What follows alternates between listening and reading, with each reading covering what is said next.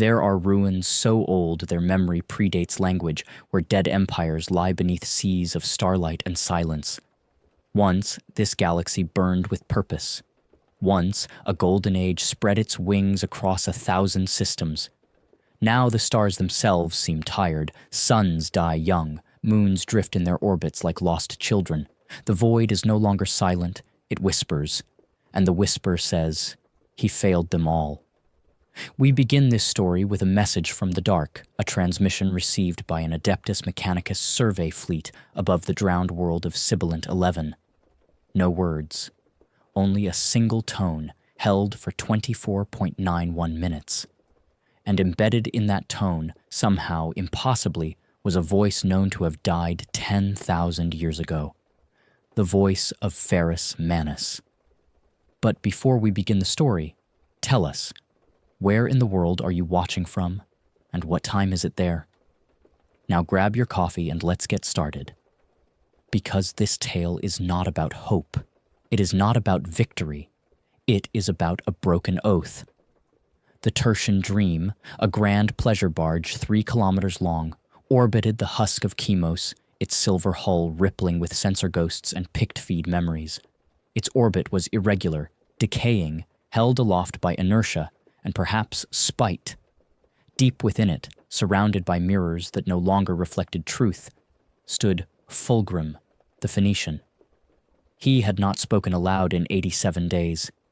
His presence was less than human now, and far more than Astartes. The air around him shimmered with the pressure of presence. Long ago, his beauty had been renowned across the stars. Now, statues still tried to capture it, but none succeeded, because beauty without soul is a hollow thing. His armor, white and gold, filigreed with gemstones from dead systems, was pristine, but his face was not. Not anymore. He stared into a mirror that no longer offered comfort, only memory. Behind his violet eyes, war, betrayal, eternity, and something deeper, something nameless. A single servitor approached, its body spider thin, its vox unit cracking. "My lord, the message has been confirmed. It came from the coordinates you sealed following the Istvan massacres." Fulgrim didn't move. The servitor paused, uncertain. A flicker of fear twitched behind its mechanical gait, like something remembered from its human life. "The voice is genuine." Fulgrim's hand twitched. At last he turned. Not fast, there was no rush, but with the solemnity of a mountain crumbling after centuries of erosion. His voice, when it came, was music corrupted. Who heard it? Only the Magos Errant and his astropathic team. They have since been made silent. Fulgrim exhaled through his nose, a breath slow and heavy. "Good." Silence returned. "Do you believe in ghosts, Magos?" he asked. Not of the servitor, but of the air itself. The servitor said nothing. Fulgrim began to walk. The chamber he exited was lined with mirrors. All of them cracked, some were shattered, others melted into strange geometries. He did not look at any of them. The corridor beyond pulsed with the sound of distant music. It came from no instrument. This ship had not known music for centuries. But Fulgrim heard it anyway. In a grand cathedral hall deep within the ship, he descended a staircase fashioned from bones taken from statues of his fallen sons. Not real bones, they'd all died long ago, but statues he had commissioned, painted, broken, and remade. Each step carried the weight of memory. Once he had marched beside brothers. Now there were none. In the stillness of the nave, Fulgrim opened a stasis vault etched with forbidden sigils. Within, a simple data slate. On it, the waveform. He played it. A single tone filled the chamber, dull and low, vibrating with ancient sorrow. And then, beneath that tone, hidden, layered like a whisper behind thunder, was the voice. Soft, gritted, forged in pain. "You broke the oath, brother." Fulgrim closed his eyes.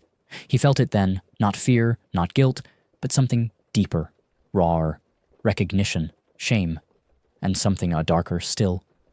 Hope. Ferrus Manus was dead. He had died by Fulgrim's own hand, hadn't he? He should be dead. He must be dead. Because if he wasn't, then the oath Fulgrim had made, sworn not to the Emperor but to Ferris alone, was still alive.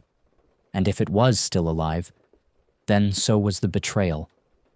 He sat slowly upon the throne at the center of the cathedral. His hand brushed the armrest, where once the sigil of the Emperor had been carved. It had long since been sanded smooth.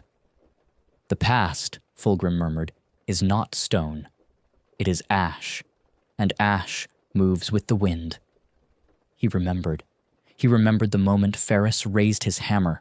He remembered stopping his own blade mid-swing, even as the demon within him screamed for blood. He remembered killing him anyway, or thought he had. "Why now?" Fulgrim asked the dark. The message had been sent through warp static and memory ghosts carried by no known signal. It should not exist, but it did.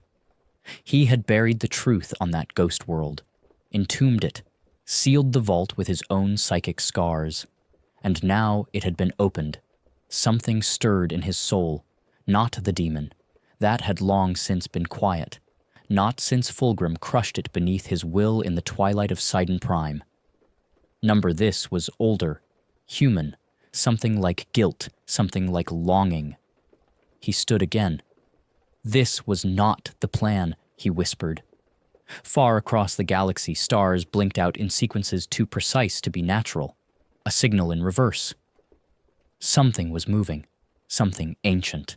The oath was returning. Fulgrim pressed a code into the armrest of the throne. Throughout the Tertian dream, lights dimmed, engines warmed, a course was plotted. He would return to the place he swore he never would, to the place where he buried Ferris, not his body, but the truth. As the ship began to shift, Fulgrim reached into his chest plate and drew out a single razor-thin chain. Upon it hung a sigil, broken, scorched, and etched with a symbol not seen since the early days of the Great Crusade. The Oath Band. It had once been worn by both him and Ferris. There had been no ceremony, no witnesses, just two sons of the Emperor, on the edge of a world ablaze, swearing never to be enemies. And now, Fulgrim let the chain fall back against his chest. The oath still bound him. It had never truly broken. The ship turned its prow toward the ghost coordinates, toward the tomb, toward whatever waited. Behind him, a mirror cracked further. In its fractured reflection, for just a moment, Fulgrim saw not a Primarch, not a god, but a man, alone, tired, afraid. The past does not sleep in the grave. It lingers. It waits. Sometimes it returns not as memory, but as witness. The War of the Iron Suns was supposed to be a footnote, another system, another compliance, another banner of the Emperor raised above the ruins of the old. But there are places where even victory leaves scars, where conquest becomes confession. It was here, among the black glass spires of Raitan Tertius, that Fulgrim first met Cador Vel. The sky above the world boiled with aurora, born not from magnetism, but from the psychic remnants of exterminated civilizations. The Adeptus Mechanicus said the world had no strategic value. The ecclesiarchy declared its surviving texts heretical. Still, Fulgrim remained long after the guns fell silent, because on that world, amid the marble wreckage and ash statues, someone was painting. Cador Vel was not a soldier. He was not even a citizen. He was a survivor.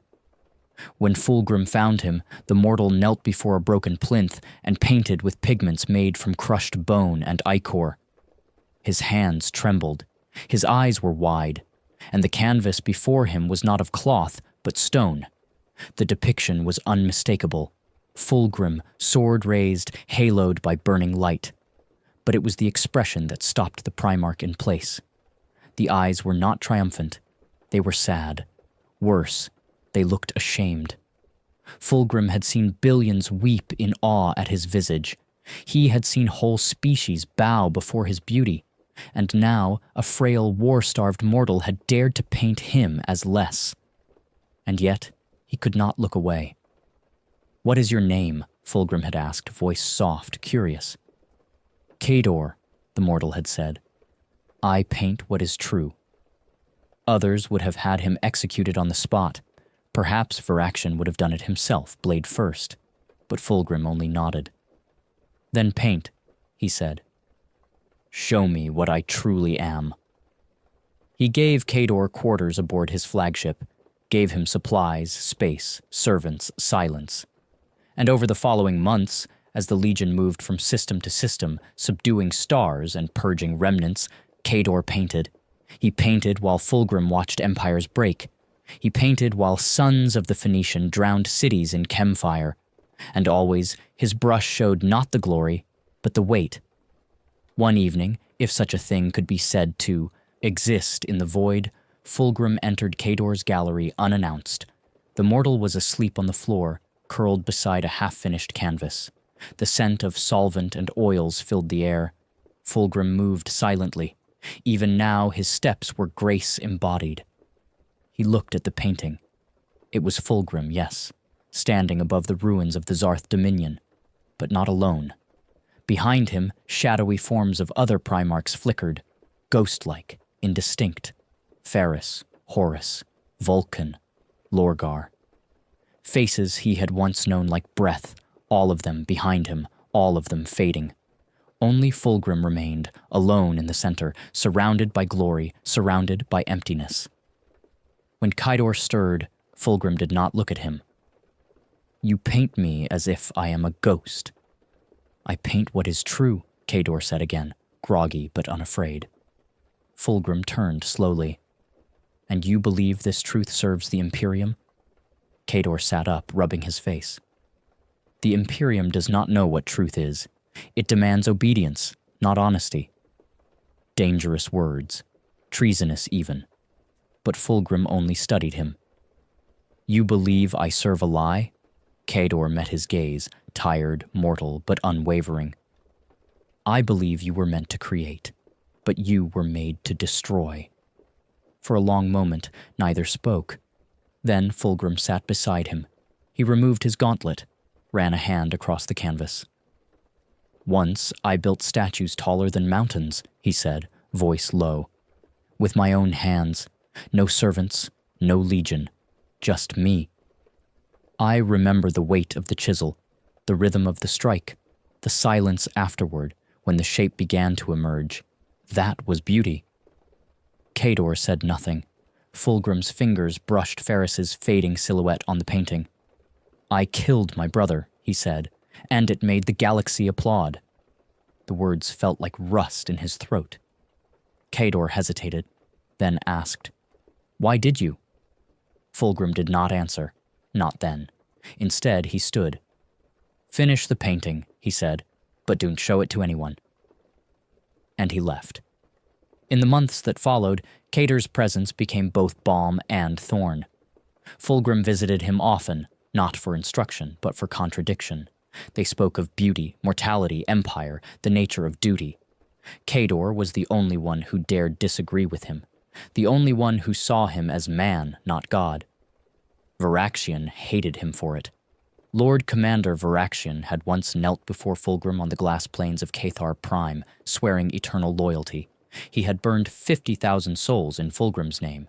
He had also lost a son during the scouring of Istvan, and though he never spoke of it, though his voice remained steel and oath-bound, there was a quiet fury that grew each time Kador spoke too freely. He speaks treason, Varaxian said one day, meeting Fulgrim on the observation deck. The stars drifted like ice outside. He speaks truth, Fulgrim replied. Varaxian's jaw twitched. The Legion listens, my lord.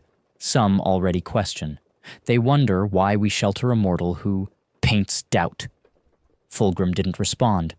Varaxian pressed on. There are whispers that the painting he makes shows you broken. Fulgrim turned, slowly. His voice was quiet, but absolute. Let them whisper.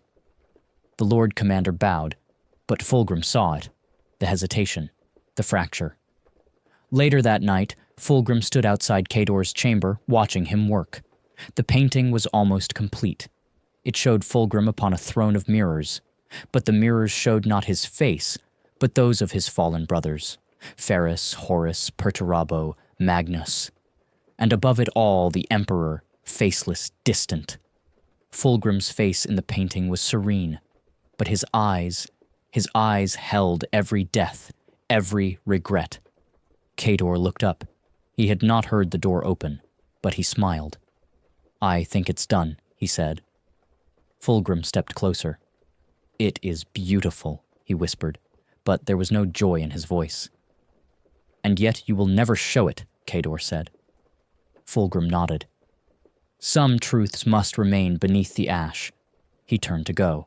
Kador's voice stopped him. "What oath binds you still, my lord, when you could be free?" Fulgrim froze. "What?" "You act as if the war is still going, as if there's something left to prove. But you won. The galaxy burns for you, and yet you remain shackled. To what?" For a moment, just a moment, Fulgrim looked vulnerable. He touched his chest where the oath band still hung. "There was a promise," he said, "made before all of this, before betrayal, before gods. It was never broken." And with that, he left. Behind him, Kador whispered to the painting, "Then it still binds you. Time is a crueler sculptor than any artisan. It does not carve with intent. It erodes. Slowly, without purpose, without mercy. And what it leaves behind is not beauty, only truth." The chamber was silent when Varaction entered. The statues, once pristine, now wept. Their tears were not of water or dust, but of erosion, as if time had accelerated for them alone. These marble likenesses of Fulgrim, etched by the finest mortal hands and blessed with rites of permanence, now slumped and cracked, their features distorted into anguish. And at the center of it all, the painting. The heresy. It stood 10 meters high, anchored by grav nails and lined with fiber veil that had long since failed. The colors were not synthetic. They bled with natural pigment. Red from crushed coral, gold from irradiated ash, violet from the glands of a dead Xeno species extinct before the Imperium even formed. But what the image showed, that was the true blasphemy. Fulgrim, the Phoenician, lord of the Emperor's children. He was not triumphant, not radiant. He was broken. His throne was shattered mirror glass, and in each shard reflected a different moment of regret. Ferris Manus lying beneath his blade, Horus turning with a smile that knew too much, the Emperor's gaze, not angry, but disappointed, and lastly, Fulgrim's own eyes, rimmed with tears, looking away from it all. Varaction stared. His fingers curled into fists. "This," he growled to the other Astartes flanking him, "is not devotion. This is decay." One of the legionnaires stirred. "But, my lord, it is masterful." "Masterful?" Varaction hissed. "This is rot. This is failure worshipped as truth." He stepped closer, breathing heavy. His hand hovered near his bolt pistol. "How long has this been here?" he demanded. No one answered. He knew. Fulgrim had seen this, had allowed this. There was no other conclusion. And in that moment, Varaction's loyalty, unquestioned for centuries, trembled. Meanwhile, Fulgrim walked corridors forgotten even by his own memory. The ship groaned around him, as if it too felt the weight of time. He did not know why the statues were crumbling. He did not know why the lights dimmed when he passed, or why voices whispered through the ventilation systems in languages no one alive should remember. But he did know one thing. The painting was complete. He felt it, in his marrow, in the slow ache of his soul. It was as if the canvas had become a mirror, and in it Fulgrim saw not his reflection but his consequence. He had not returned to see it yet, not out of fear, not even shame, but because he knew deep down once he saw it, the lie would end. And Fulgrim had lived too long inside that lie. In a small private sanctum, he sat cross-legged before a void-glass viewport. Beyond it, stars shimmered like dying embers. Chemos loomed in the distance, a hollow world. He removed the oath band from around his neck. He stared at it. It was older than anything else he carried. Older than the armor, older than the ship, older even than the demon that once called his body home. It was made of braided adamantium thread and silver, etched with a mark only 2 people in the galaxy once wore: Ferris and Fulgrim. The vow they had made had not been witnessed by gods or by the Emperor. It had been made during a campaign, just the 2 of them, amid the ruins of a shattered forge world, their blades wet with the blood of Xenos war chiefs. "If the day comes when we must stand against each other," Ferris had said, "let it be as brothers, and let one of us be the last to fall, not because he was stronger, but because he mourned first." Fulgrim clenched the chain. He had mourned. He still did. A chime echoed through the sanctum. "My lord," came the voice of a servitor, "Lord Commander Varaxian requests an audience." Fulgrim did not move. "Denied." The servitor hesitated. "He insists, my lord." Fulgrim's eyes narrowed. South it had begun. He stood. The oath band vanished beneath his chest plate. In the gallery, Kador stood before his painting, his hands clasped behind his back. He did not tremble. He did not bow. When Fulgrim entered, he did not speak. They stood together in silence for long moments. At last, Fulgrim exhaled. "So, this is what you see." Kador's voice was gentle. "It is what you showed me." Fulgrim's eyes traced the image, the mirrors, the shattered throne, the faces of brothers long gone, the grief in his own reflection. "It is not flattering," he said. "It was never meant to be." Fulgrim smiled, faintly. "You know Varaxian will kill you for this." Kador nodded. "Then it will be a beautiful death." Fulgrim turned toward him. "And if I allow it, then the painting will outlive me, and that is enough." Fulgrim stepped forward. He stared into the painted version of himself, and for the first time in centuries, he whispered the truth. "I didn't want to kill him." Kador didn't answer. "I told myself I had no choice, that the demon within me guided my hand, that destiny demanded it, but none of that is true." His voice broke. "I killed him because I was afraid of what I would be without him." Kador turned. "You still are." Fulgrim nodded. He closed his eyes. And then, softly, he said, "Thank you." That was when the doors exploded. Varaxian entered with 6 of his finest, armor gleaming, weapons ready. "This ends now," he said, voice like a hammer. "This heresy ends now." Fulgrim did not flinch. "You raise a weapon against me, Varaxian. I raise a weapon against what you have become. You let mortals poison our legacy. You let grief shape our destiny. I swore an oath to you, my lord, but you swore an oath to perfection." "And you think this," Fulgrim gestured to the painting, "is imperfection?" "I think it is weakness." Varaxian aimed his bolt pistol at Kador. "And I will erase it." The air in the room changed. It thickened. Violet light shimmered at Fulgrim's shoulders, subtle, flickering. The demon was gone. Truly, Fulgrim had crushed it, but some echoes remain even after death. "Touch him," Fulgrim said, "and I will show you what true weakness is." Varaxian hesitated. He had fought beside Fulgrim for millennia, had watched him carve paths through legions, had seen him speak words that turned men to ash. But in this moment, Fulgrim was not threatening. He was tired, and that, more than anything, unnerved him.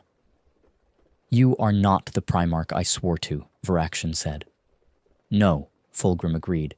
"He died with Ferris." Varaxian lowered the pistol.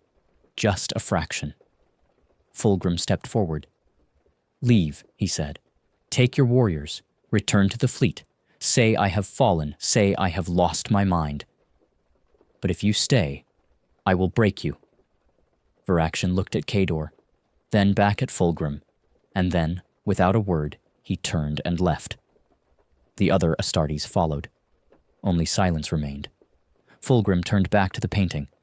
A long pause. "What now?" Kador asked. Fulgrim touched the edge of the frame. "Now," he said, "we go back to where it began." It began with silence. No alarms, no engines, no order given. The Tertian dream simply shifted course. One moment it drifted in slow orbit, around the dead marble of Chemos. The next it leaned toward the ghost coordinates, toward that forbidden system deep within Segmentum Obscurus where Fulgrim had buried what should never have stirred again. To those few among the Emperor's children who still served aboard the barge, there was no explanation. Vox feeds cut to static, halls filled with shadow. Machinery slowed as if the ship itself hesitated to go where it was commanded. But it obeyed, because Fulgrim had spoken, and his will was still law. He stood at the helm, alone. Not with bridge officers or navigators, he no longer required such things.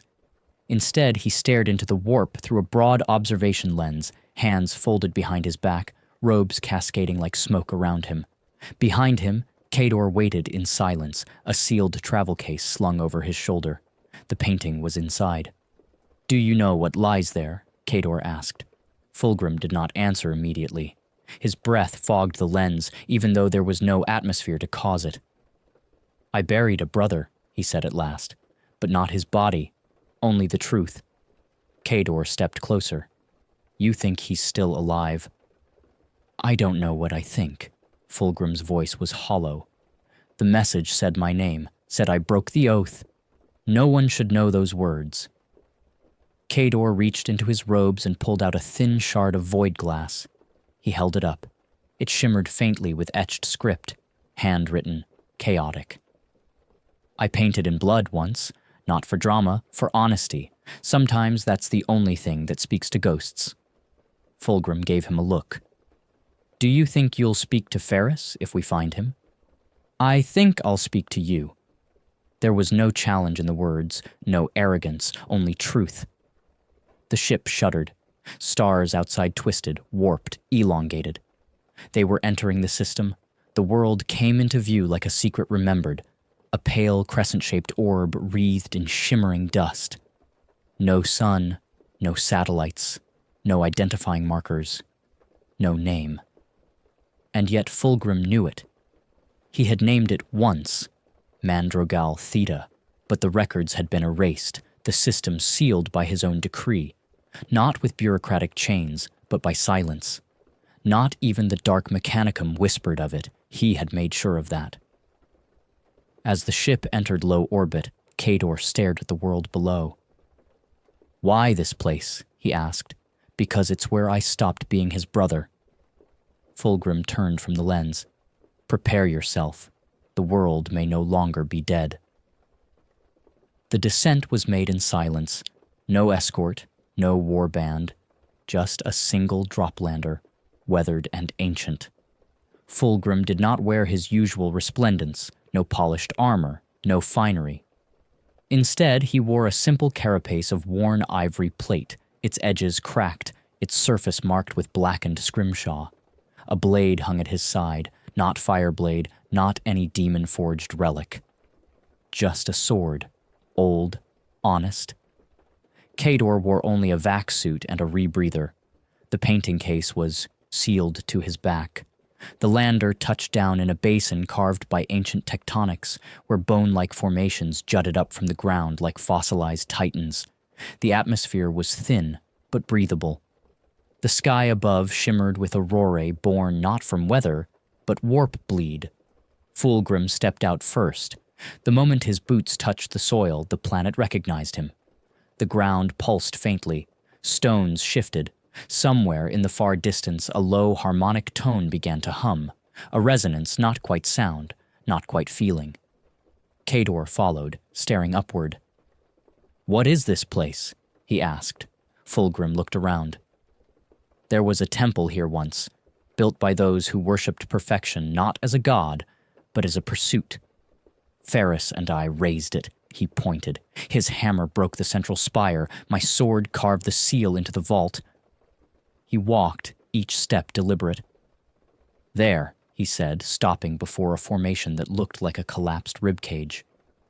Kador saw the symbol etched into the stone, two blades crossed beneath a single eye. Not Imperial, not chaos, something older. Fulgrim placed his hand upon it. Nothing happened. Then he whispered, "I am the one who failed." The stone shimmered, sank, rotated, and the vault opened. The descent into the vault was quiet, cold, no torches, no lights, only faint bioluminescent veins along the walls, pulsing with a soft amber glow. The air was too still. Fulgrim's expression did not change.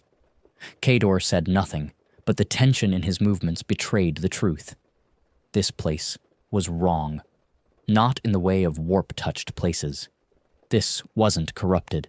It was disappointed. They reached the heart of the vault, a cathedral of stone and shadow, its roof lost in darkness. At the center stood a dais.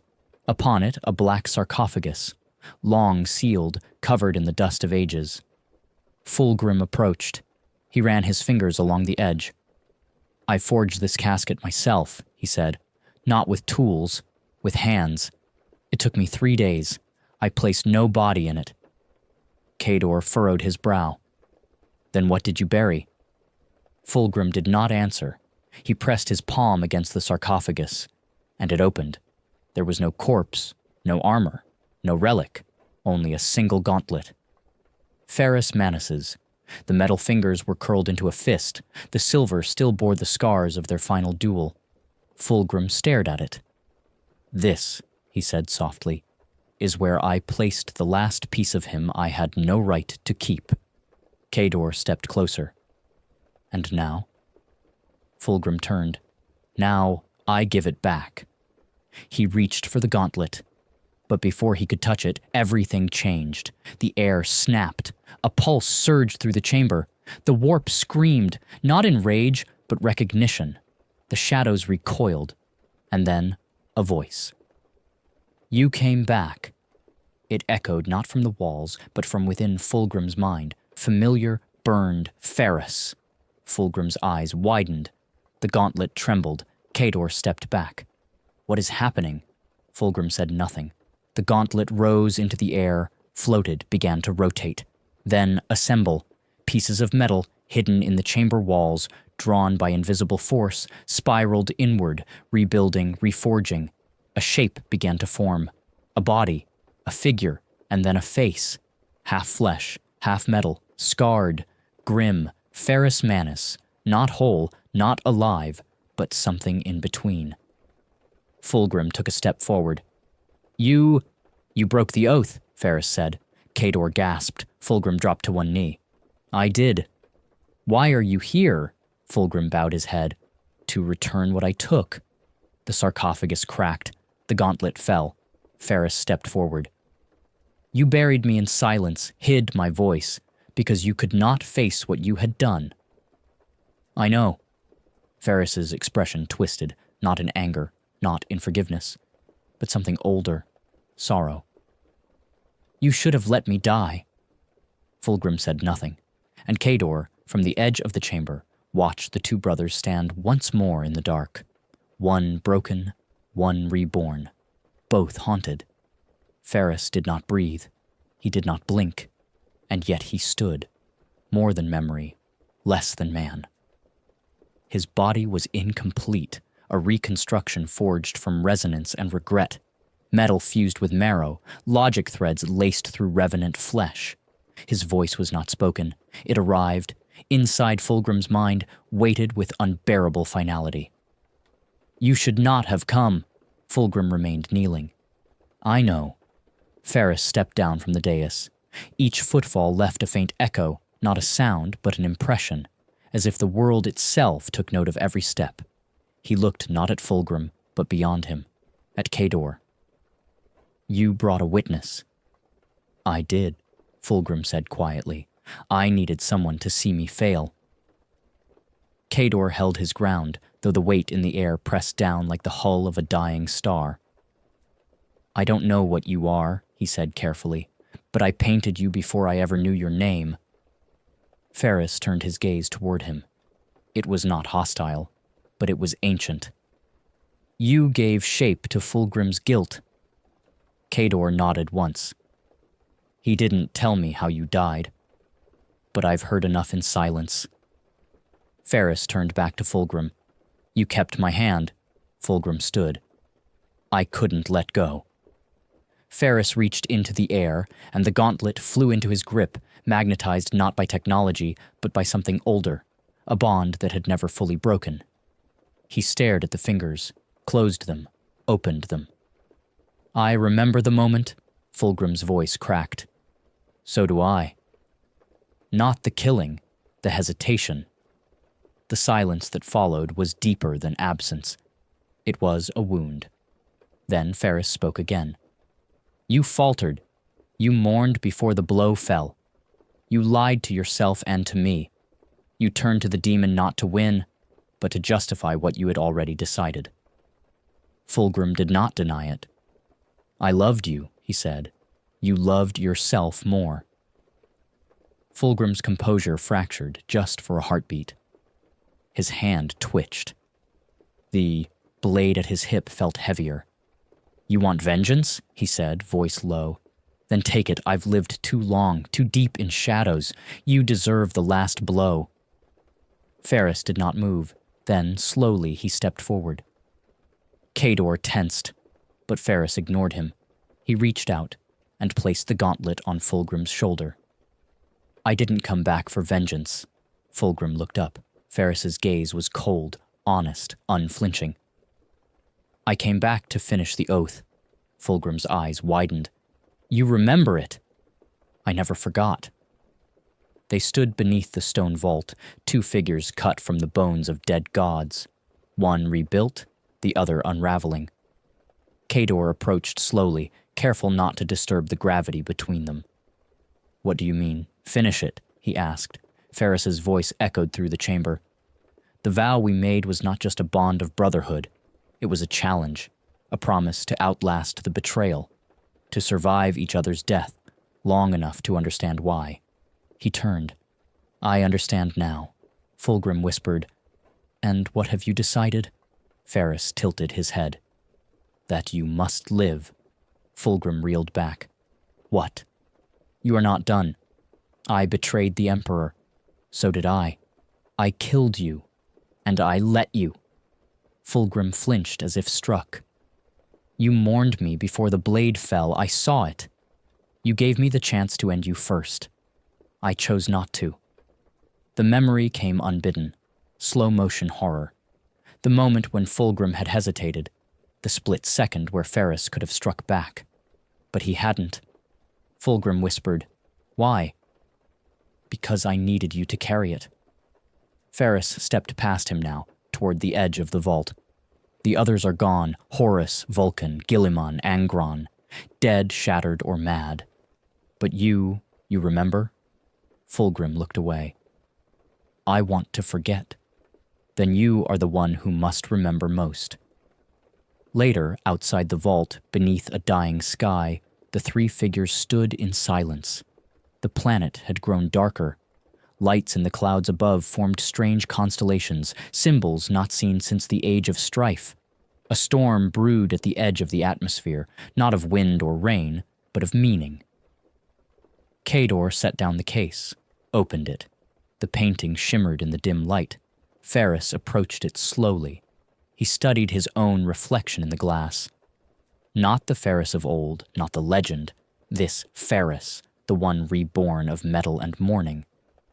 You painted what was hidden. Kador bowed his head. I only painted what he showed me. Number U painted what he refused to see. Ferris reached out. His fingers brushed the image of the broken throne. Then, with a sudden, decisive motion, he smashed his gauntlet through the canvas. Kador shouted. Fulgrim did not move. The painting split cleanly down the center. Ferris turned.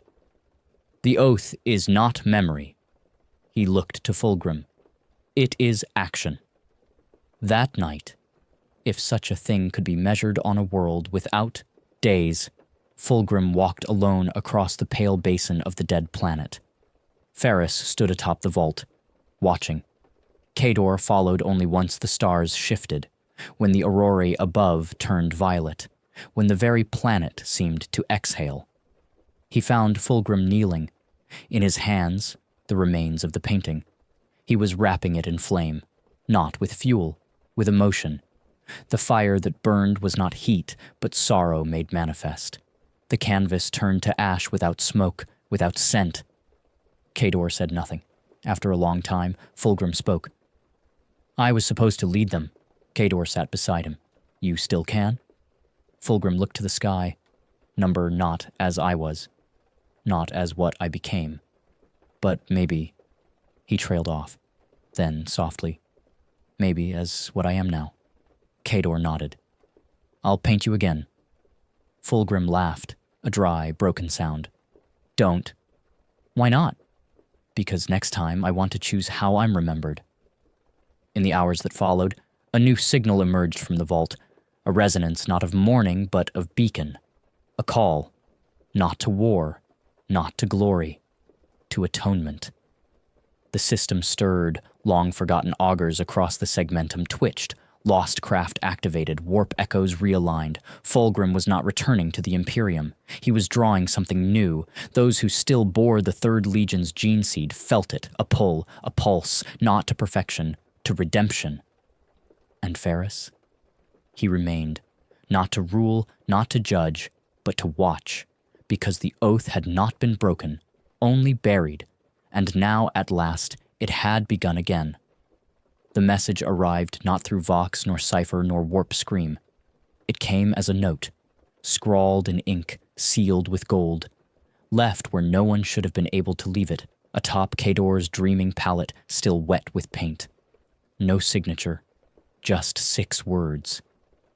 He remembers you. He forgives nothing. Fulgrim stood in silence, the cold ruins of Ilavasare yawning open before him like a wound that refused to scar.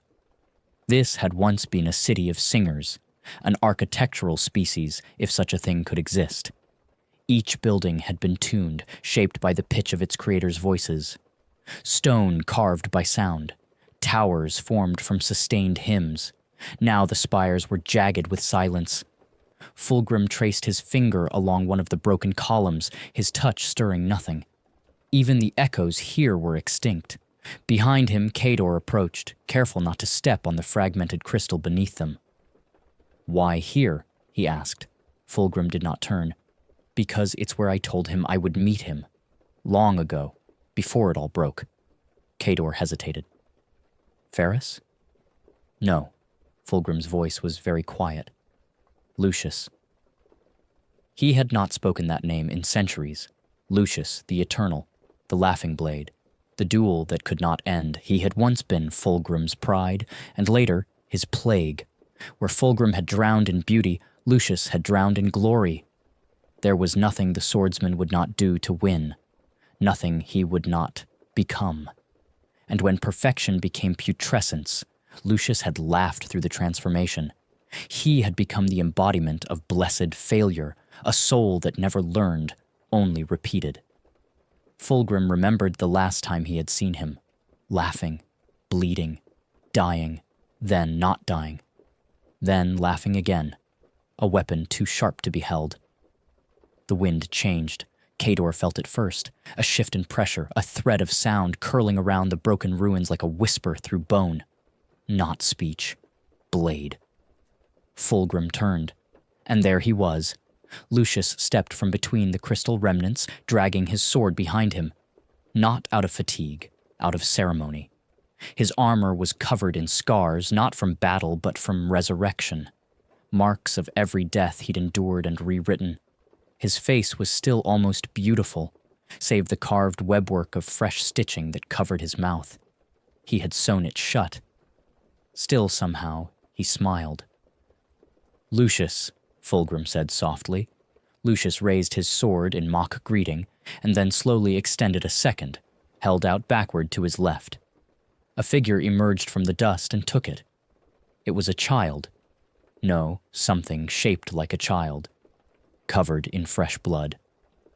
One of the failed experiments from the apothecarian vaults of Chemos Theta, a living echo. It did not speak, but it moved like it knew Fulgrim.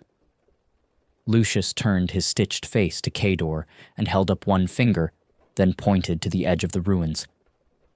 A command. Leave. This is not your duel. Kador looked to Fulgrim. Fulgrim nodded once. I will call when it's done. Kador walked to the edge of the ruins, but he did not leave. He watched from the shadows as any painter would. The scene before him had the tension of a brushstroke uncommitted. It was not war. It was not ceremony. It was ritual. Fulgrim stepped forward. You remember the oath. Lucius tilted his head, raised 2 fingers, 2 oaths. Fulgrim nodded. The first was loyalty. The second was judgment. Lucius bowed his head in mock reverence. Fulgrim's voice did not rise, but the air around him changed. You killed brothers who surrendered. Lucius shrugged. Of course. You broke the line at Koloth. A nod, with pride. You became your own lie. Lucius's smile behind the stitching widened. Fulgrim drew his blade. So I will unmake you for the last time. The duel began with no trumpet, no cry, only the first clash of blades. To Kador's eyes it was almost invisible, too fast, too brutal. But he understood shape, and he understood rhythm. What he witnessed was not combat. It was composition. Fulgrim fought like an opera, graceful, tragic, layered in harmony and tempo. Lucius fought like a dirge, jagged and recursive, every move mimicking a past death he'd overcome. Every cut invited a scar. Blades struck, then rebounded, then vanished into parries. Lucius laughed, though no sound escaped. Fulgrim bled, though no pain marked his expression. Time bent. Reality staggered. The duel stretched across minutes, hours, heartbeats. And then, Fulgrim faltered. It was not a stumble, not an injury. It was a hesitation. He saw something in Lucius's eyes, not mockery, not madness, recognition. Lucius knew what Fulgrim had become, and hated it.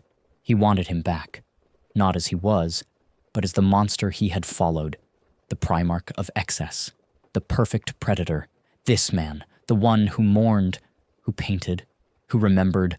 Lucius despised him. Fulgrim stepped back, and Lucius struck. Steel sliced across Fulgrim's chest, but it did not go deep, because in that moment, Fulgrim saw clearly. Lucius would never stop, not until Fulgrim returned to what he had been, or died. So Fulgrim made his choice. He dropped his blade. Lucius paused, then stepped forward, smiling. He raised his sword high, and Fulgrim embraced him, pulled him close, held him like a brother. Lucius froze. Fulgrim whispered one word. Enough. Lucius tried to pull away, but Fulgrim did not let go. Instead, he reached into Lucius, not with weapon or will, but with memory. He showed him the truth. The moment on Istvan, the moment in the mirror afterward, the centuries of shame, the faces of the brothers they had buried, the cost, the emptiness. Lucius screamed, not aloud, but in soul, and then he shattered. There was no explosion, no light, just absence. Lucius fell into ash. The stitched child vanished. The sword dropped, turned to salt, and cracked apart. Fulgrim stood in silence. Kador approached slowly. You didn't kill him? No. But he's gone. Fulgrim looked at his hands. I gave him the thing he feared most. What's that? Peace. That night, Fulgrim sat beneath the ruins, and for the first time since Istvan, he wept, not in guilt, not in shame, but in understanding. In the dark, Kador painted. Slowly. He painted Fulgrim not as a god, not as a tyrant, not as a traitor, but as a man. One who chose the harder path, one who let go of the sword, and bore the wound instead. In the outer dark, beyond the reach of stellar charts and reason, a single ship drifted between stars that had never been named. No signal, no drive flare, no vox hymn, nor astropathic pulse. It moved like something forgotten, except that it watched. Within its hull there were no lights, only eyes. They called it the Vestige, a relic of an age so old even the Mechanicum dared not record it. Some claimed it had been a cradle ark for the original human diaspora before warp travel had been mastered. Others whispered it was the broken limb of an old one god machine left adrift when the war in heaven drowned the stars. But what Fulgrim remembered was something worse. He had seen it once, in a dream. Not a vision, but a memory, too ancient to be his own. It watched empires rise. It sang to tyrants and knelt before kings. And when they turned away, it whispered again. It was the place where fallen gods came to decide. And now it had returned.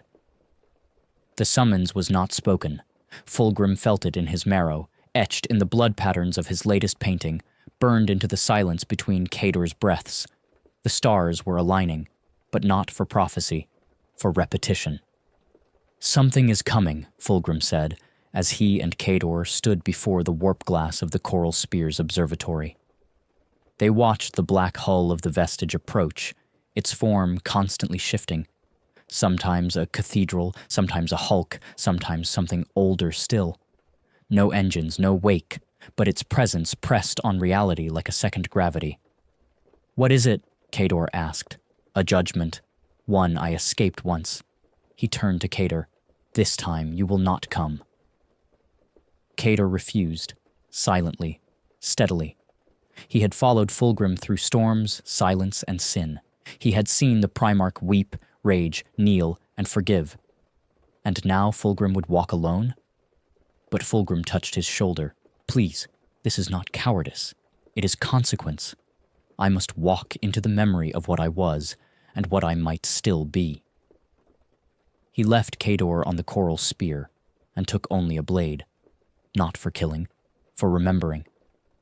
The docking umbilical extended like an iron serpent. It was not mechanical, it grew. Fulgrim stepped into the airlock and felt gravity reorient. No alarms, no beacons, just a door. A single sigil burned into its center. An Ouroboros, its own eye weeping.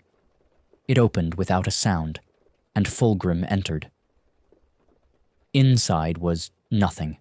No corridors, no crew, just a single room, impossibly large. The floor was obsidian, polished to the point where it reflected not light, but truth. Fulgrim saw himself, not the flesh, nor the form he wore now, but every self he had ever been. A kaleidoscope of sin and triumph. At the center stood a chair. Upon it, a figure sat, unmoving. As Fulgrim approached, the form resolved.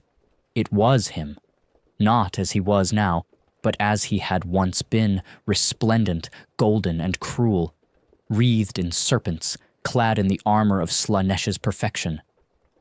This was the Fulgrim of the Palatine Blades, the Lair Incident, the Istvan stage, the Prince of Excess. And he was smiling. "You have returned," the echo said, voice like silk sliding over bone. "I have not." Fulgrim's voice was steady. "I am leaving, forever." The figure rose, mirroring his every motion. "You ran, but you never chose. Not truly. You painted, you mourned, you grew soft, you forgave. A sneer. But you never judged yourself." "I am not a judge," Fulgrim replied. "I am a remnant." That is a lie we tell ourselves when we fear to finish what we began. The echo raised its hand. The ship shifted. Walls folded inward, revealing new figures in every corner of the room. Illusions or memories, Fulgrim could not say. Ferrus Manus, his head severed, weeping iron. Lucius, laughing again. Kador, blind, reaching for colors that would never return. Each a fragment of what might be. Each a cost Fulgrim had never fully paid. "Do you see?" the echo whispered. "You don't get to choose peace. You broke the oath. You must become again." Fulgrim did not flinch. Instead, he stepped closer. "I did break the oath, and I do not deserve peace." The echo leaned forward, curious. "But I do not need to deserve it. I only need to protect it." With that, he drove the blade, not into the echo, but into the obsidian floor. The chamber screamed, not in sound, in memory. Every regret, every scream of Istvan, every corrupted aria, every brother betrayed, it all erupted in a bloom of anguish and light. The illusions shattered. The echo reeled, staggered, gasped.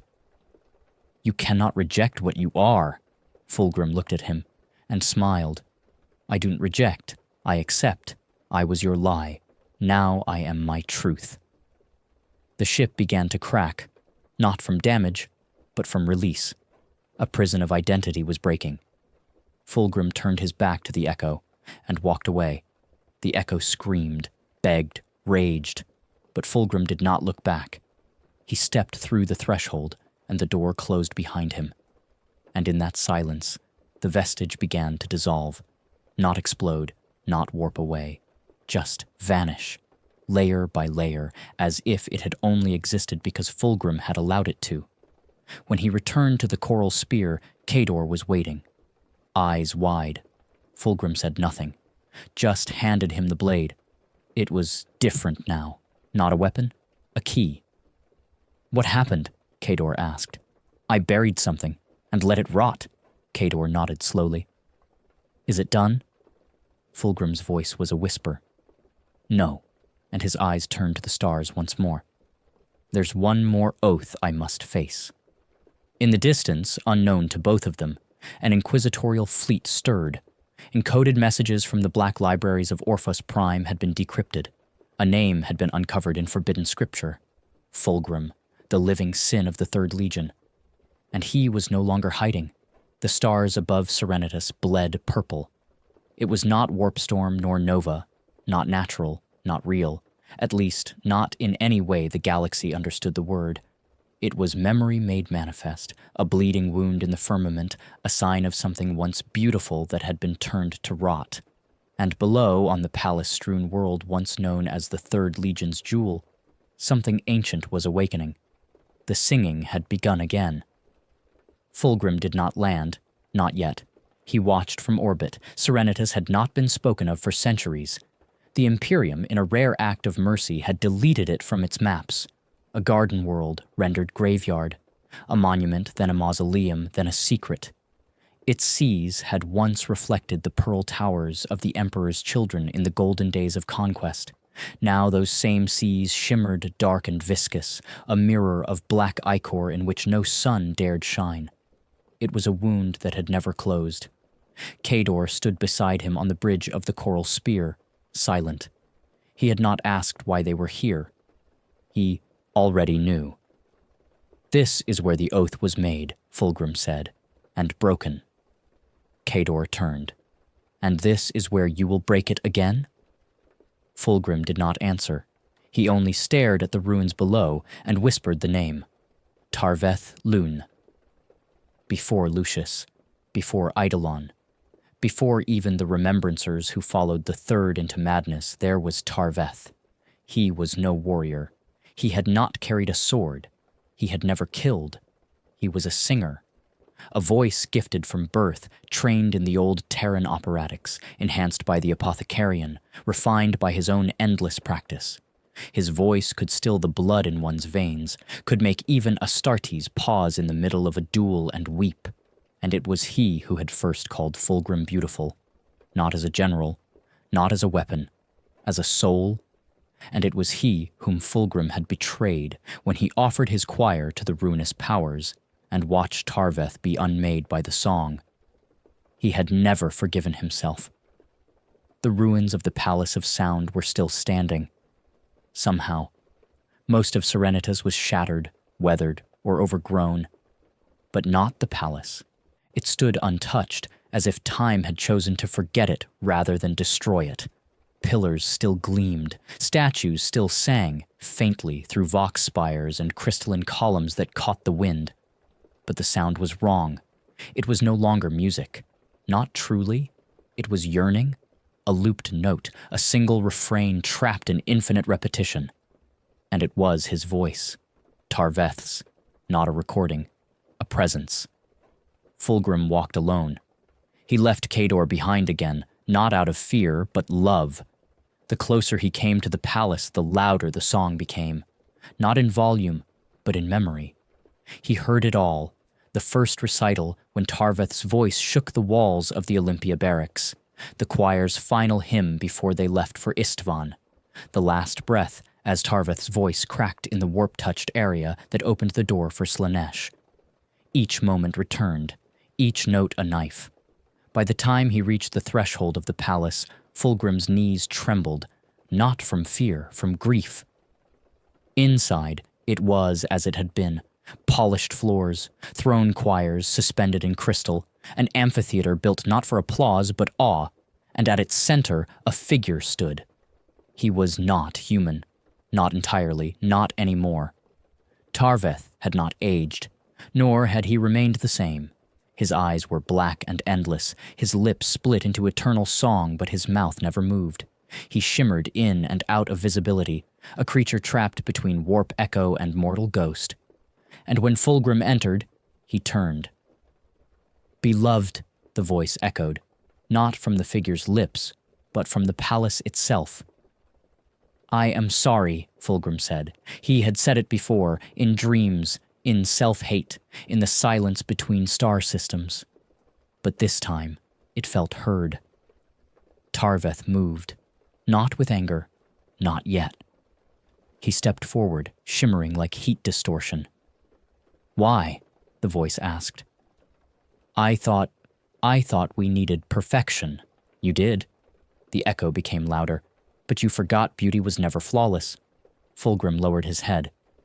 "You said I was beautiful." "I meant it, even now." Silence fell, and in it, Fulgrim wept. The palace darkened. The air grew thick, warp-slick. Something old stirred beneath the floor. "You did not come here to apologize," Tarveth said, not accusing, not bitter, just true. "You came to finish it," Fulgrim nodded. "I let you suffer. I trapped you in that final note. I bound you to this place so I would never have to face what I did. I kept you singing even in death." Tarveth stepped closer. "You loved me," Fulgrim nodded again. "And you gave me to a god." This time he did not respond. From the depths of the palace, something rose. A chord, dissonant and impossibly loud, shattered the air. The walls cracked. Statues bled. The throne choirs howled. The entity had been called many things, but here it was simply the maestro, the part of Slaanesh that had once sung through Tarveth, the shard of divinity Fulgrim had allowed in, the conductor of pain and passion, and it had never left. "You will not take him from me," it said through Tarveth's voice. Fulgrim's blade was in his hand. He hadn't drawn it. It had come to him. "I will not fight you," he said to Tarveth, "but I will kill what's inside you." The duel was not fought with strikes. It was a war of song. Every step Fulgrim took forward, the maestro sang of moments past, of pride, of pleasure, of triumph, of Istvan, of the Phoenix Guard weeping in joy as the Primarch bled starlight, of Eidolon's ascension, of Lucius's ecstasy. Each refrain was a temptation. But Fulgrim walked forward and sang back. He sang of Olympia's sunrises, of Tarveth's smile, of the choir rehearsals in the ship's lower decks, of the mortal beauty in imperfection, of forgiveness. And with each word, the palace cracked. The maestro screamed. Tarveth's form twisted, flickered, withered, but not in agony. In release, the final note was not loud. It was a whisper. It came from Tarveth's lips. Not the echo, not the god, just him. "I forgive you." And then he was gone. The palace collapsed. Not violently, gracefully. Each crystal fell like a teardrop. Each note faded like a sigh. When Cater found Fulgrim kneeling in the ruins, the Primarch's blade was buried in the floor once more. This time, not as a key, not as a seal, as a grave marker. "He is free now," Fulgrim said, and the stars above Serenitas burned white. Just for a moment, the inquisitorial vessel, Udex Volt, drifted through the void like a blade waiting to be drawn. It bore no heraldry, no light escaped its hull. Even the stars seemed to dim around it, as if space itself recoiled from the questions it asked. Within, a single voice spoke. "Confirm again." The bridge crew, silent as crypt statues, obeyed. Anomaly confirmed. Psychic signature matches tertiary. Profiles from the Siege of Terra, flagged under Apotheosis-class demon form. Variant, Fulgrim. Inquisitor Ilveria nodded once. She was not like other agents of the Ordo Hereticus. No ornamentation, no thuribles, just armor, scarred, grayed, and ancient. She did not burn heretics, she understood them. And then she erased them. "They call him Fulgrim the Redeemed now," the astropath whispered. He was blind, but even he shuddered under the weight of what he'd seen in the warp. Not the serpent, not the fiend, Fulgrim the Redeemed. The warp recoils, the choir falters, something is changing. Ilvaria stared at the hololith. It showed Serenitas, once void black, now dotted with spectral lights where ruins had glowed with a pale, unnatural warmth. She did not speak aloud, but her heart whispered what she would never admit. He is not falling. He is rising. The choir of the Ninth Veil gathered in secret aboard a derelict shrine world shattered in M39 and long since unclaimed. They wore masks of ivory and silence, their tongues removed long ago, replaced with neural cords that sang thought directly into the warp. But today, they did not sing. Today, they listened. From the edges of the Astronomican's dark tide, a signal emerged. Not a beacon, a lament.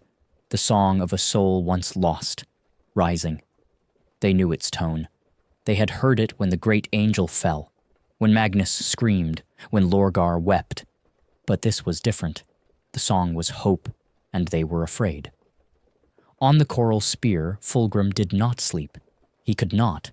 Not since Serenitas. Not since Tarveth. Sleep was no longer a refuge. It was a mirror. And now in the dark he saw another face.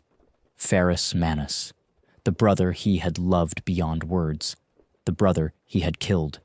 But this time he did not see the death. He saw the forge, the laughter, the arguments, the oath. Never without cause, they had sworn, over cracked stone and steaming iron. He had broken that too, and yet Ferrus did not hate him in the dream. He simply waited. "Where are we going now?" Kador asked. He had begun to sleep less as well. His painting had changed, no longer abstractions of pain and silence. Now he painted faces, remembrancers he'd never met.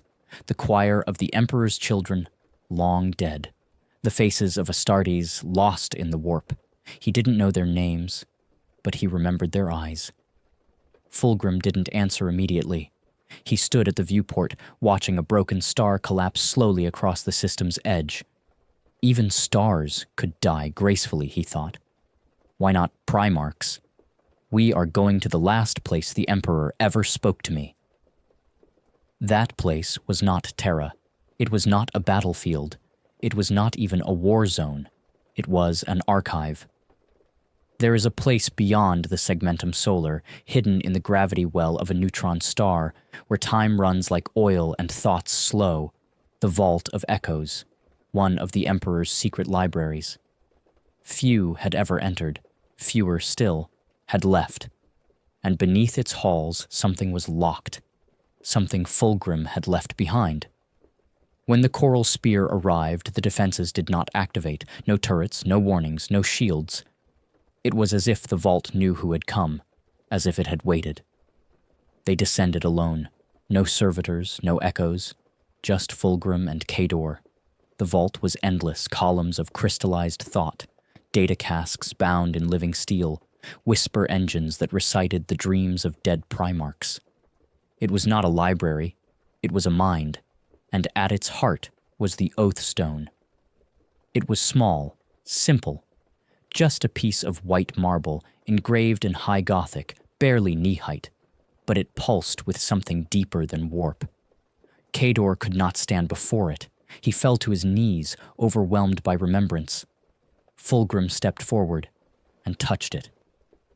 He remembered the day he carved his name into it, not as a son, but as a man. He had been afraid back then, terrified that the Emperor would see the cracks in his pursuit of perfection, terrified that one day he would falter.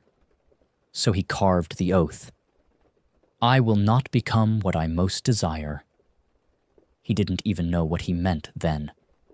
But now, he did. A presence stirred, not warp, not demon, not machine, just memory. And it spoke. Why have you come back? The voice was neither emperor nor echo. It was Fulgrim's own, younger, uncorrupted, proud. I came to witness the promise, he said. And, the voice asked. I broke it. Silence.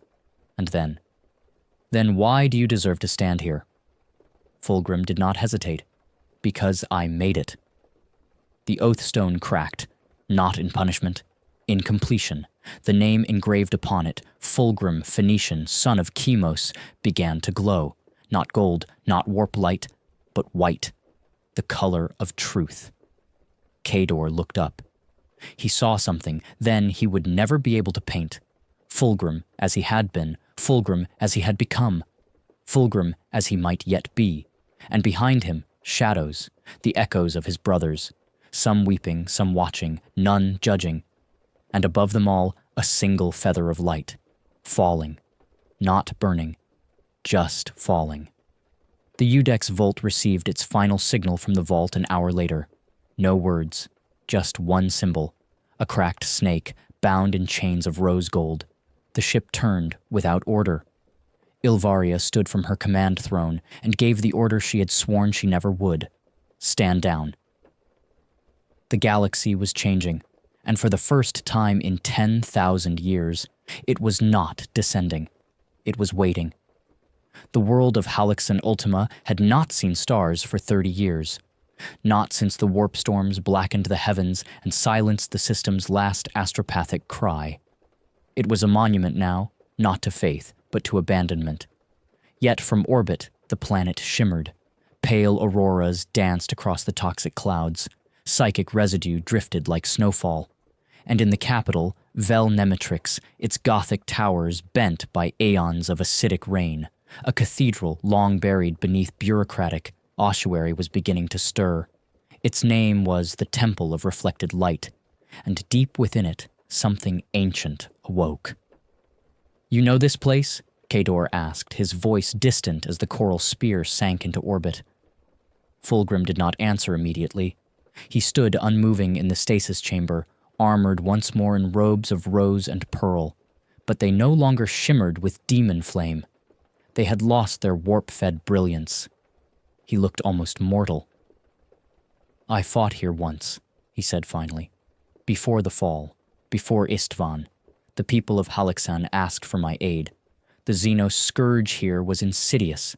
Not claws, not war, but mirrors, living reflections, echoes of memory.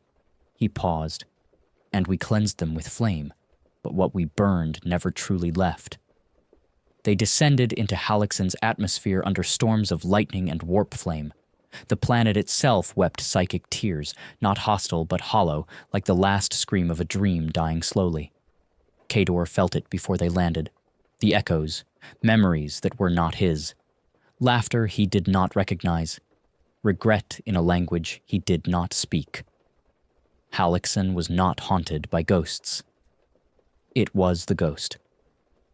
At the gates of the temple, they met the custodian. He was not of the Emperor's guard, but he wore golden armor, tarnished and covered in thorn sigil etchings, an echo of Terra's forgotten orders. He had no face beneath the helm, just light. I am the Warden of Broken Promises, the figure said. Fulgrim bowed his head. You remember me, he said, not a question. I remember all who have broken oaths beneath this sky, the warden answered, but I remember you first. Kador stepped forward, but Fulgrim stopped him with a glance. I came to bear witness, Fulgrim said. Not to war. Then enter, the warden replied, and the gates parted.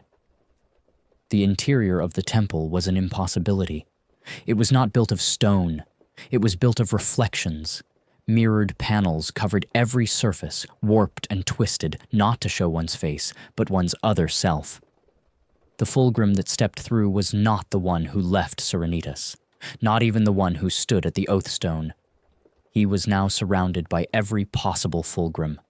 Fulgrim the righteous, Fulgrim the fallen, Fulgrim the redeemed, Fulgrim the forgotten. Kador followed behind, his eyes wide with horror. "They're all you," he whispered. Fulgrim didn't respond.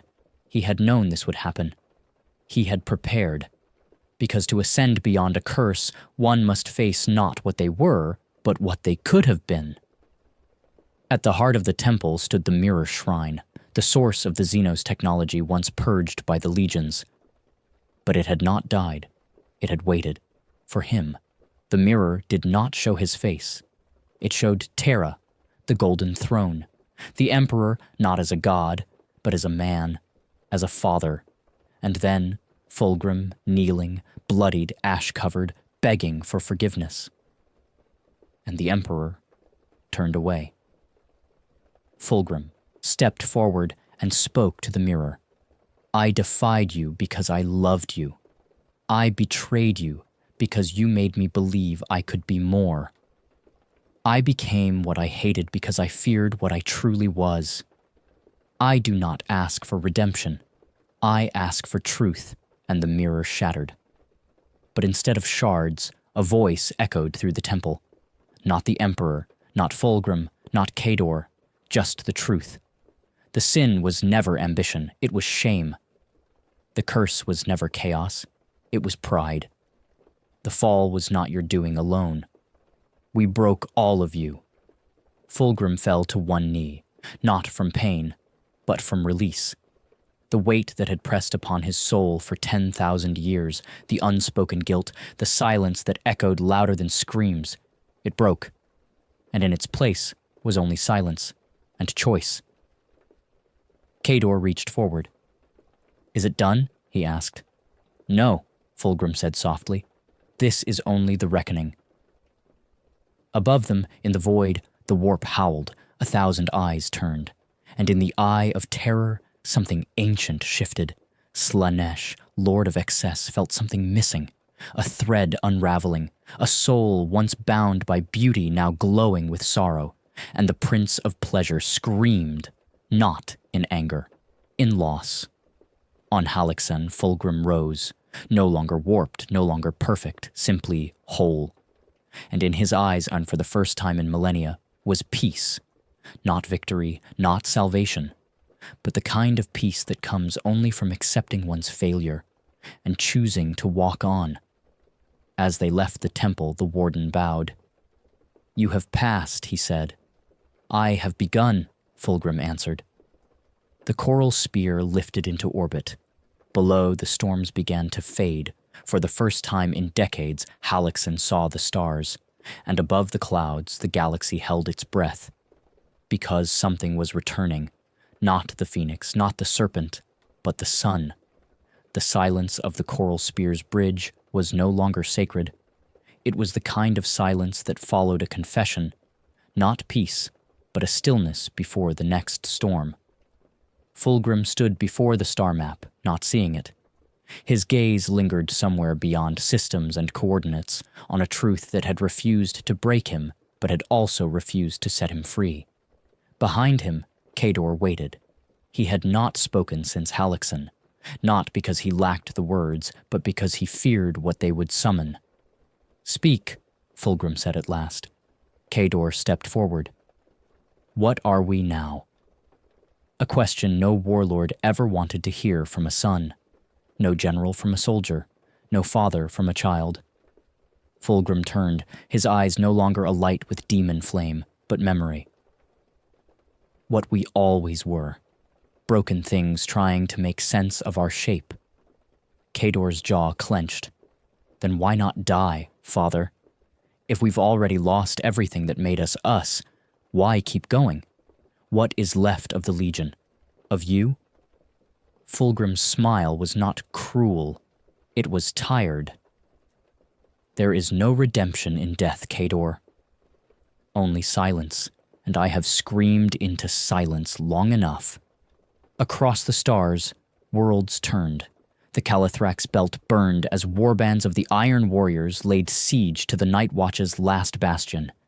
In the Orphean expanse, the Necron tomb world of Karek Zan had reawakened, and its starlight devoured all signals within 30 parsecs. But none of this mattered now, because far beyond the galactic veil, something stirred in the Eye of Terror, a fracture, a wound in the warp, and from it came not demons but memories. Memories that didn't belong. Memories that escaped. In the Tower of Echoes, seated upon the bleeding dais of her court, Slaanesh screamed, not from rage, from emptiness. Fulgrim was no longer bound. The threads of his soul, once tight around the neck of art, agony, and ascension, now fluttered free. It wasn't death. It was worse. He had forgiven himself. And to the Prince of Excess, that was betrayal. The echoes of that scream reached every corrupted child of Fulgrim still tethered to the Great Game. And they heard it. Lucius, the Eternal, awoke in his cathedral of flayed champions, convulsing. The sound of it struck chords inside him, not made of flesh, but doubt. "Fulgrim," he whispered, "what did you do?" On the coral spear, Fulgrim felt the ripple, a psychic tremor not from the warp, but from something deeper. The cords that bound demon to god. One had snapped. He could feel the others straining. "I've made myself their enemy," he said, not without a bitter smile. "But I was already their puppet. This is just the moment I cut the strings." Kador sat slowly, as if feeling the weight settle upon his shoulders, too. "They'll come," he said. "They always do," Fulgrim answered. "But this time, they'll find something else waiting." That something was a name. One lost, buried under millennia of titles, myths, and lies. The name Fulgrim had carried before Ascension. The name the Emperor gave him. Not Primarch. Not Serpent. Not Perfection. But Son. On the Forge world Keralos, the message was received. Encrypted in sub-quantum signal layers no mortal machine could read, the message was 3 words long. The Phoenix returns. And with it came coordinates. A world thought destroyed in the heresy. Eidolon. A library world once loyal to the Third Legion. A place of memory, exile, and unfinished business. Fulgrim turned to Kador. "We go there next." The younger Astartes hesitated. "But the mirror showed you peace. Why seek another battlefield?" Fulgrim shook his head. "Because Eidolon is where it started. And if I am to end this, I must see what remains."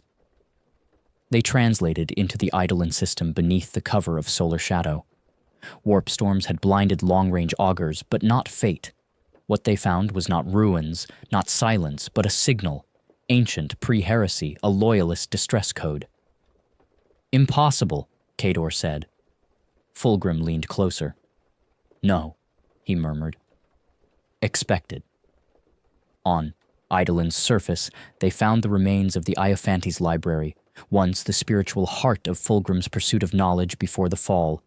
But the towers were not abandoned. They were occupied. And standing upon the broken steps, flanked by warriors in old Legion livery, faded purple, not the scream of chaos, but the quiet of dusk, stood a figure no one should have remembered. Arsis Valari, once captain of the 37th Company, declared slain during the Palatine Schism, but he had not died. He had waited. "Lord Fulgrim," Arsis said, voice calm, aged, "I knew you'd return. All sins require a witness." Fulgrim approached, slow, cautious. "You were loyal," he said, emotion coloring his tone. "I ordered your death." "And yet I kept faith," Arsis replied, "because I believed you were not lost, only wounded." Kador stepped forward, unsure. "How did you survive?" Arsis smiled. "Because I never left, because someone had to keep the truth safe." Inside the heart of the library was a vault, not for weapons, for memory. Records of Fulgrim before the demon, letters to the Emperor, journals from Terra, 1,000 testimonies of the man he once was.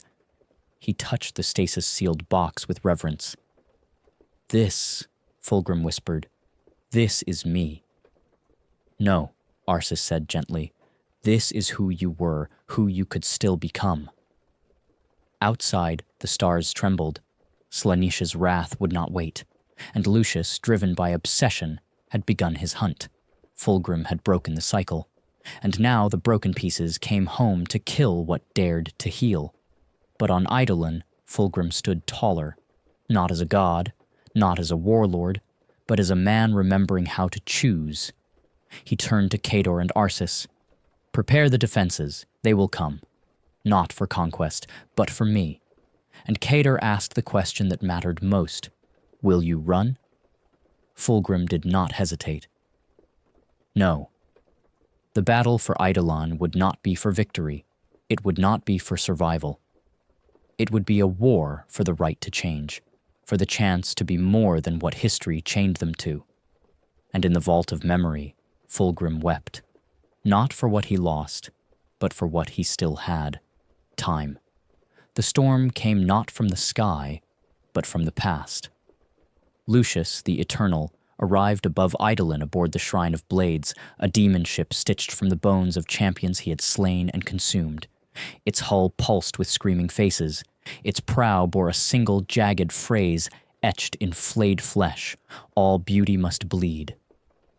Within the ship's heart, Lucius laughed, not for joy, but because he had finally found what he could not forgive: a lie, a reversal. Fulgrim, his master, his muse, his tormentor, had changed.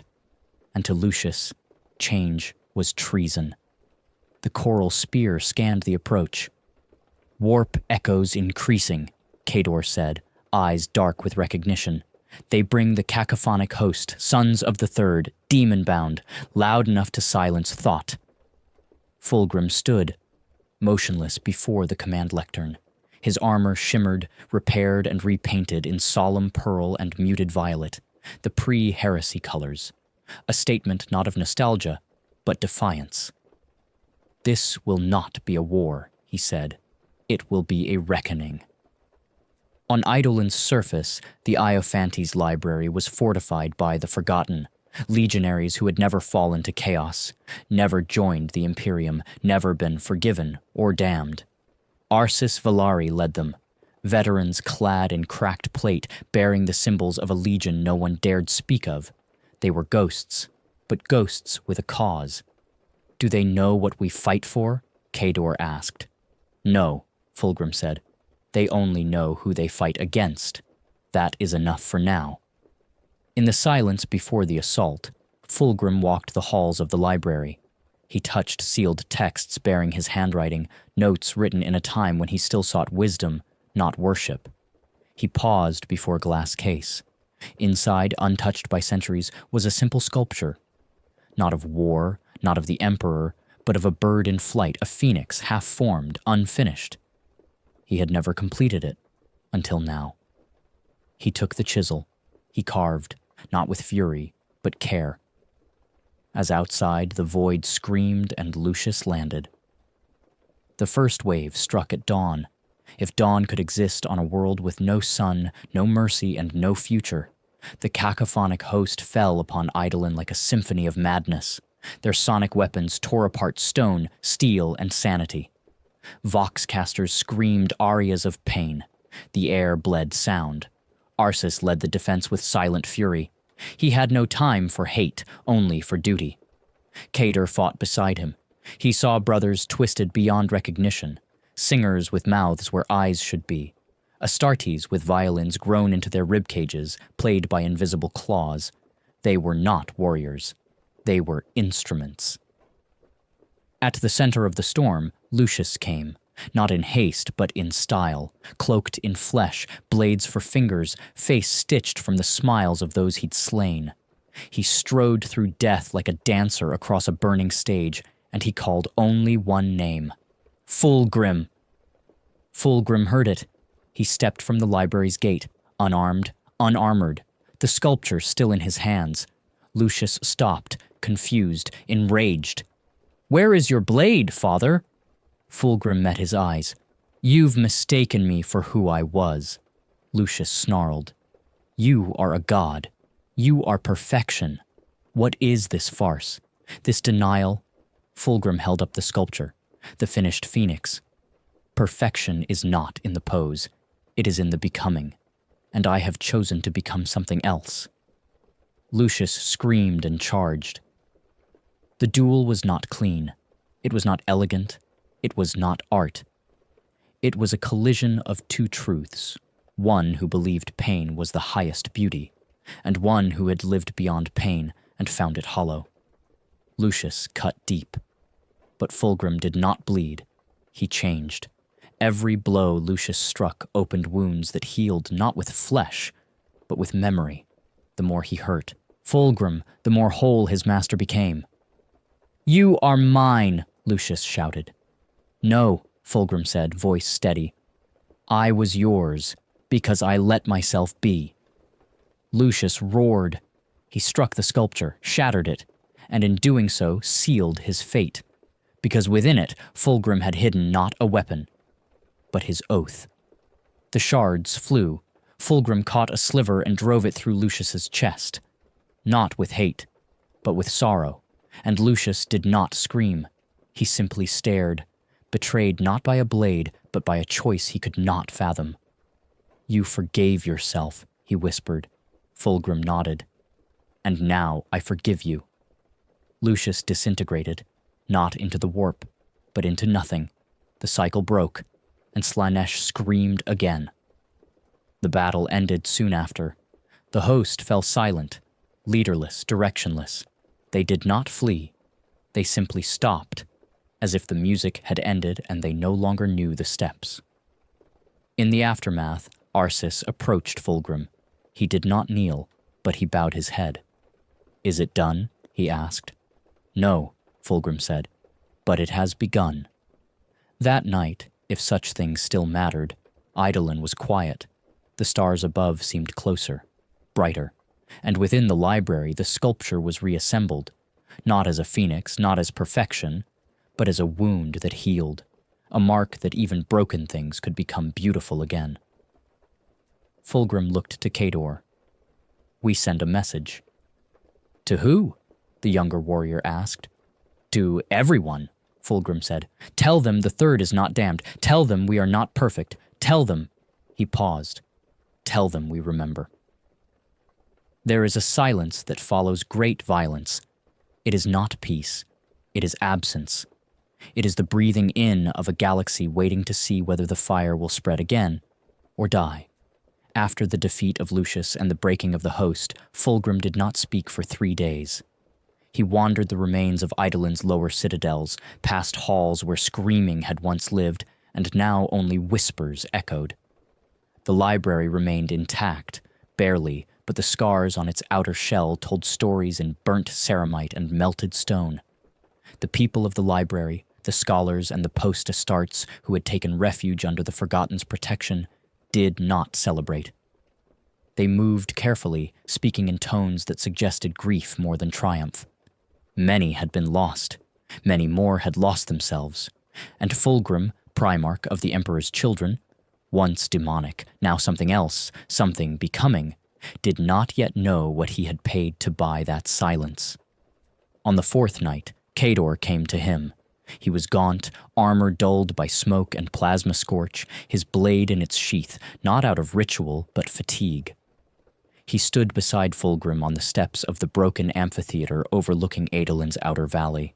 Far below, lights flickered as survivors built funeral pyres of shattered sonic weapons and demon-grafted helms. "They're gathering on Nephoris," Kador said, voice. "Lo, a conclave of warbands.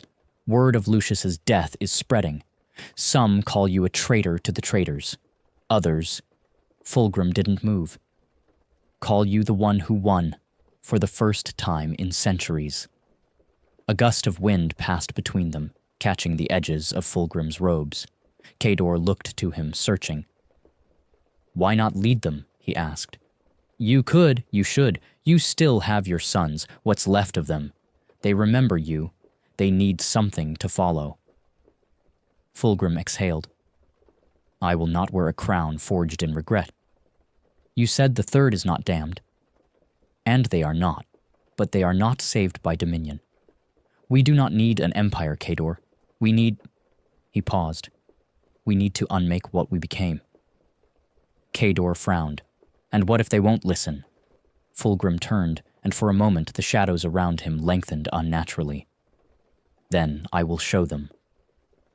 That same night, in the shattered vault of the Iophantes archive, Fulgrim retrieved an object long buried, a sealed reliquary containing one of the Emperor's unrecorded decrees taken in secret during the days before Istvan, a condemnation not of Fulgrim, but of the entire Third. They had not known, they had never been meant to. I loved him, Fulgrim said aloud, hands trembling as he held the document. And he feared us, even then. Kador stood at the entrance. What is it? A prophecy, Fulgrim replied, or a warning. He handed the scroll to Kador. It read, The ones who chase perfection will become hollow, for in their pursuit they will forget they were once men. If they fall, it will not be to chaos, but to themselves. Seal this and do not speak of it. Let them die in battle. It is cleaner than watching them decay. The Emperor, 24th year of the Great Crusade. Kador's breath caught. He abandoned us before we ever turned. No, Fulgrim said. He saw us, but he did not help us. With that, Fulgrim made his decision.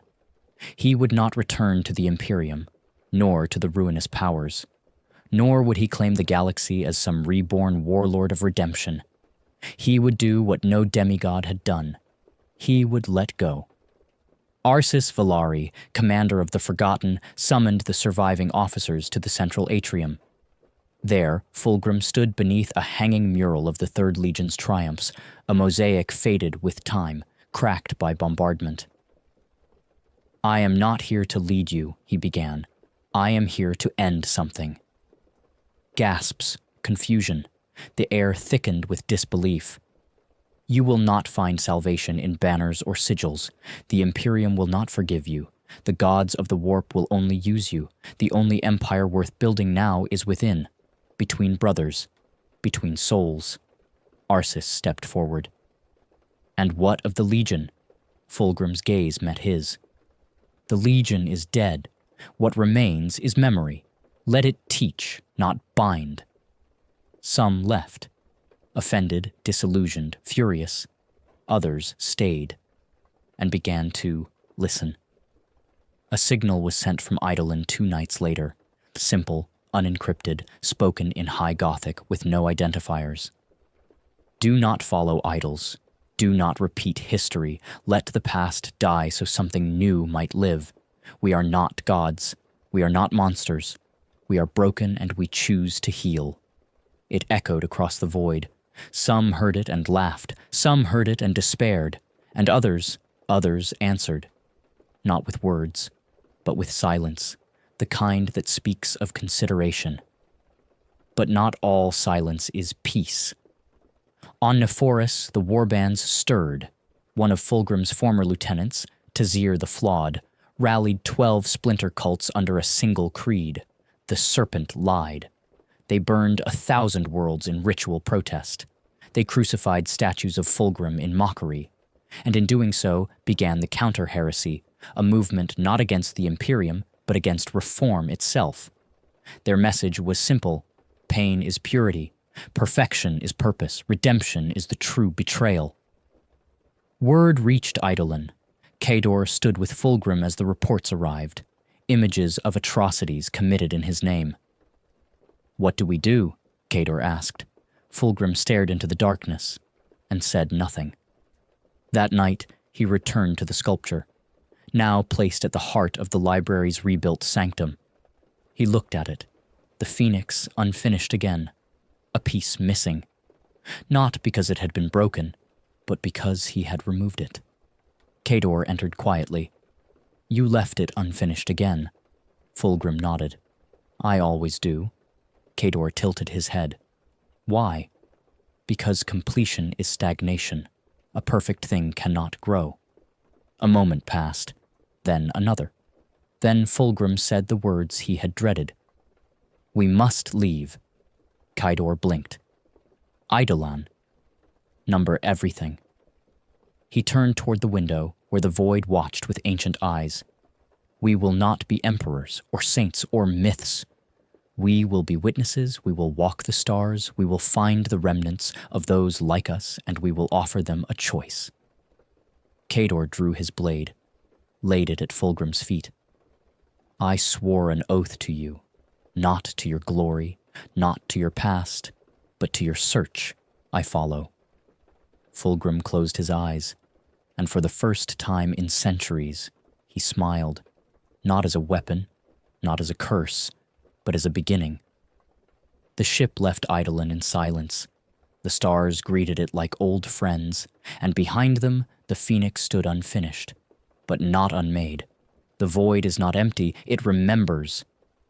Every warp-torn corridor, every echo of shipwrecked souls, every broken oath, it remembers.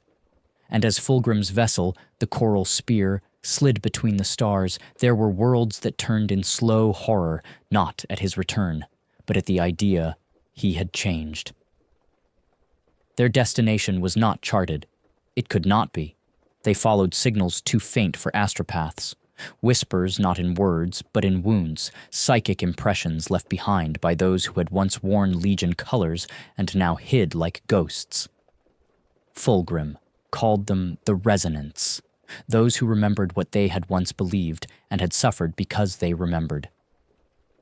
The first was found on a derelict moon orbiting Cybele 9. A crashed strike cruiser, forgotten for 3 millennia, drifted in silence. No life signs, no warp signatures. But Fulgrim felt it. Inside was a single survivor, or perhaps a single remnant. He was not named. He had no face. His armor bore the faded sigil of the Luna Wolves, scratched out. His hands trembled with the palsy of centuries spent fighting himself. He could not speak, but he wept when he saw Fulgrim, not out of fear, out of recognition. They brought him aboard. He sat at the edge of the apothecarian, staring at his hands. Kaidor asked, "Why him?" Fulgrim replied, "Because he has not given up, and because no one else came." The second was found adrift in the gas rings of Orinel, a word-bearer, flesh burned black, chained to a floating shrine. He had carved scripture into his own chest, crossed out with deeper cuts. He had renounced the gods. Fulgrim brought him food, water, a blanket. The warrior spat on it. Fulgrim bowed his head. "You may hate me," he said, "but I will not let you die alone." 3 days later, the word-bearer asked to learn his name again. They called him Galeris. By the 5th retrieval, a pattern emerged. These were not warriors seeking redemption. They were done with war. They were shards, tired, forgotten. Some had tried to die, others had tried to forget. But Fulgrim would not let them vanish, not because he needed followers, but because someone had to witness what they had endured. He called this growing assembly not a legion, not a chapter, but a choir, not to sing, but to listen. They found a forge monk on a dead Mechanicus moon who spoke in music instead of words. They found a female Astartes, implausible but real, who had been the product of unsanctioned gene crafting, left to die after the siege of Terra. She had taught herself to sculpt the faces of those she had never met. They found an Alpha Legionnaire who finally admitted he didn't know what his mission had been. He only remembered regret. Each was offered no cause, no banner, no god, only a place to be. One day, Kaidor asked, "Why do you call them a choir?" Fulgrim replied, "Because they all carry a note of sorrow, and when we bring them together, we might finally hear the truth beneath it." But not all who heard their passing were mournful. On the planet Parask, a war cleric of Khorne named Ardent Surok declared a blood rite against the false phoenix. He blamed Fulgrim's words for the faltering of several warbands. He burned 800 psychers alive in a city square, claiming it would blot out Fulgrim's heresy from the warp. It did not. It only amplified it, because even wrath cannot ignore what it secretly fears. That change is possible. Fulgrim refused to answer the challenge. He did not send ships. He did not unleash vengeance. He simply whispered, "We do not rise to hate. We descend to it." Still, tension grew. Even among the choir, some wanted to strike, to purge the galaxy of the excess they had once worshipped, to unmake the pantheon that had nearly devoured them. Kador warned Fulgrim, "If we do not act, the galaxy will not understand us." Fulgrim answered, "If we act in the old ways, we will become what we once were." Kador fell silent. He did not disagree, but he did not agree either. Then came the message, a broken signal, in a dialect known only to the Emperor's children of the pre-heresy era. It came from the Canticle of Sins, a warship thought lost during the Siege of Terra, commanded by one of Fulgrim's most ancient sons, Fabius Bile. The voice was distorted, but unmistakable. "My dear Primarch, how long you've taken to circle back to truth. How curious that you now refuse perfection when you are its greatest failure. Come to Malfarian's wound. I have made something for you, a final gift. Let us see if you truly believe what you claim." The coordinates were real. The planet existed. Barely. A warp-ravaged husk torn by demonic storms, inhabited only by gene experiments, broken minds, and echoing screams. But Fulgrim set course, without hesitation. Kador protested. "It's a trap. It's always a trap." Fulgrim looked at him gently. "It is a test, not of strength, but of conviction." The choir remained in orbit. Fulgrim descended alone. He carried no weapon, no armor, only his voice. On Malfarian's wound, the soil breathed. The wind moaned like flesh split open. Lightning fell upward. And at the heart of a bone-built citadel, Fulgrim met his oldest shame, Fabius Bile, clad in a patchwork of stolen gene code and ruined majesty. Eyes milky with age, but burning with intelligence. He gestured to a shape hidden beneath a tarp. "I made you a son," he said. "The last one. Perfected. Free from flaw, free from mercy, just as you once wished." He pulled the cloth away, and there it stood. A clone. Of Fulgrim, but not the one who had come. The clone bore the face of the demonic prince. Horns, wings, madness. Perfect in form. Perfect in corruption. Fabius smiled. "This is your chance. Kill it, or become it."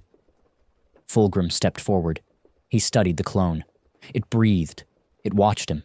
It understood. And for a moment, it hated him. Fulgrim turned, walked away. Fabius snarled. "Coward?" But Fulgrim only said, "No, I've seen him. I know how the story ends. Let it remain unwritten."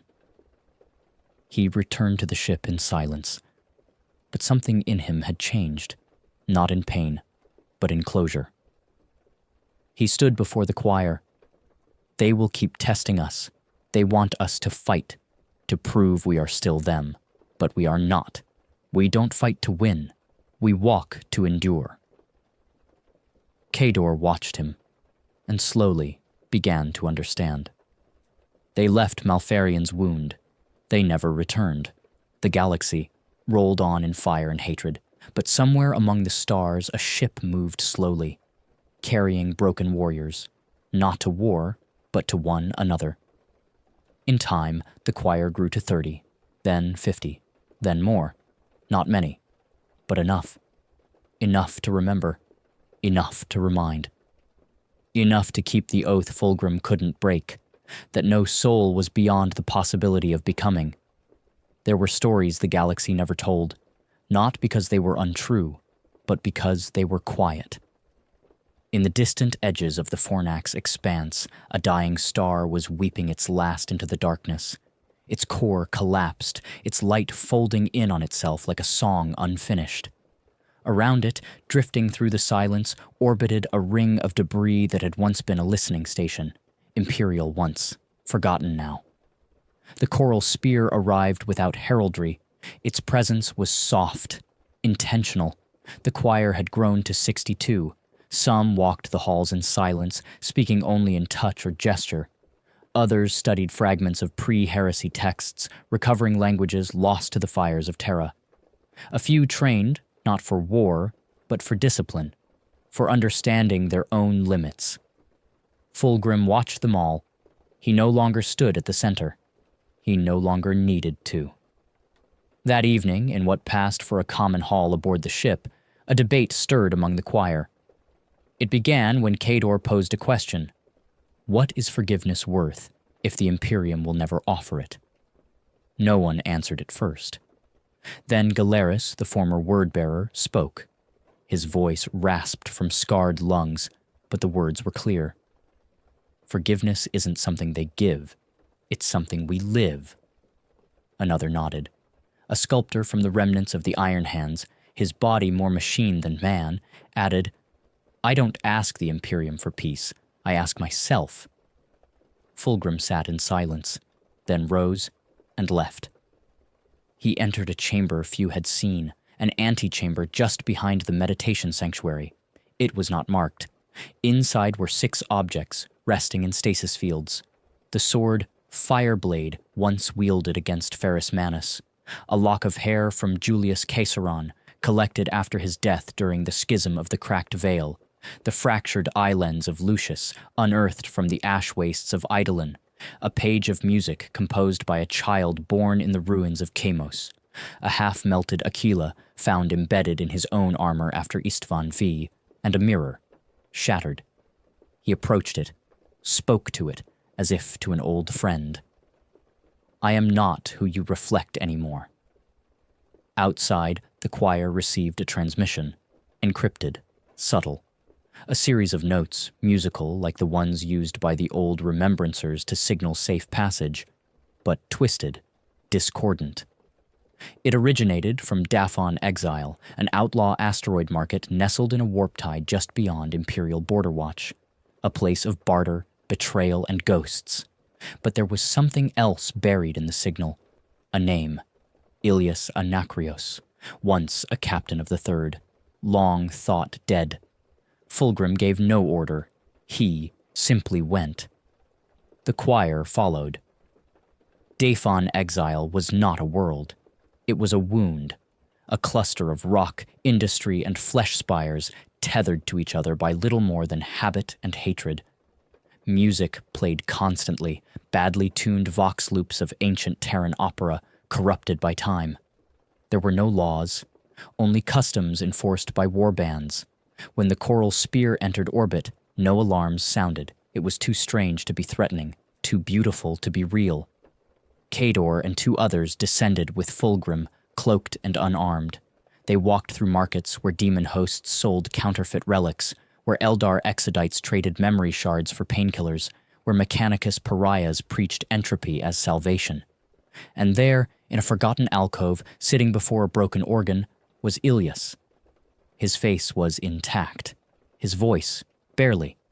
He recognized Fulgrim the moment their eyes met, not with fear, but with shame. You shouldn't have come, he said. Fulgrim knelt before him. I go where the pain is. Ilias had fled the Legion just after the drop site massacre. He had not betrayed it. He had abandoned it. Run from the blood, the opera of suffering, the dissonance. He had hidden in places where memory couldn't follow, but he remembered everything. And in his old age, he had composed symphonies in secret. Not to be heard, he said, but to survive. Each one is a year I didn't kill myself. Fulgrim asked, will you come with us? Ilias hesitated. Then, will it hurt? Fulgrim smiled softly. Sometimes. Ilias stood. Good. I want it to. As they left, a minor cult, the Thorns of the One Chord, attempted to stop them. They had worshipped Fulgrim's demonic form for generations and could not accept his transcendence. You are a lie, their leader hissed. You denied apotheosis. Fulgrim looked at him, and for a moment the old power returned to his voice. But it did not roar. It whispered, and the whisper undid the cultist's mind, not with pain, but with pity. He fell to his knees, not dead, just broken enough to begin again. Back aboard the ship, Ilias played one of his symphonies in the atrium, a quiet, erratic thing. Not perfect, but true. And when it finished, he said only, "That's the one for Istvan." The next morning, Fulgrim held a convocation of the choir. He had never done this before, not formally. He stood not above them, but among them, and spoke. "We are not here to be forgiven, not by Terra, not by the stars, not even by each other. We are here to remember, so that others might never have to walk the path we did." He looked at Ilias, at Kador, at Galeris, at all the broken becoming men who had once been monsters. "We are not saved," he smiled, "but we are awake." That night, the coral spear changed direction, not away from war, but toward pain. Wherever the warp had swallowed suns, wherever the legions had left behind fragments of shattered identity, the choir would go. To find them, to witness them, not as gods, not as warriors, but as listeners, as brothers. Somewhere in the warp, a demon prince screamed. It had once been of the third. It felt the absence, the emptiness where devotion used to be, and it wept because it understood. Fulgrim was free, and that was something no god could unmake. There was a time when mirrors told Fulgrim the truth. That time was long gone. In the soul space between stars, where light bends and old lies forget themselves, the coral spear drifted like a memory too stubborn to fade. Its choir had grown to 79. Not all were Astartes. Not all were whole, but all had chosen to remain, to become. One of them, Sarathel, once of the Shattered Suns, began experiencing visions. Not dreams, not warp hallucinations, memories that did not belong to her. She claimed they were from another life, one where Fulgrim never fell, one where the legions stood side by side to the last breath at Terra, where Horus wept before the Emperor, and the Phoenix never broke the oath. She saw beauty in those memories, and it hurt. Fulgrim listened. He did not dismiss her.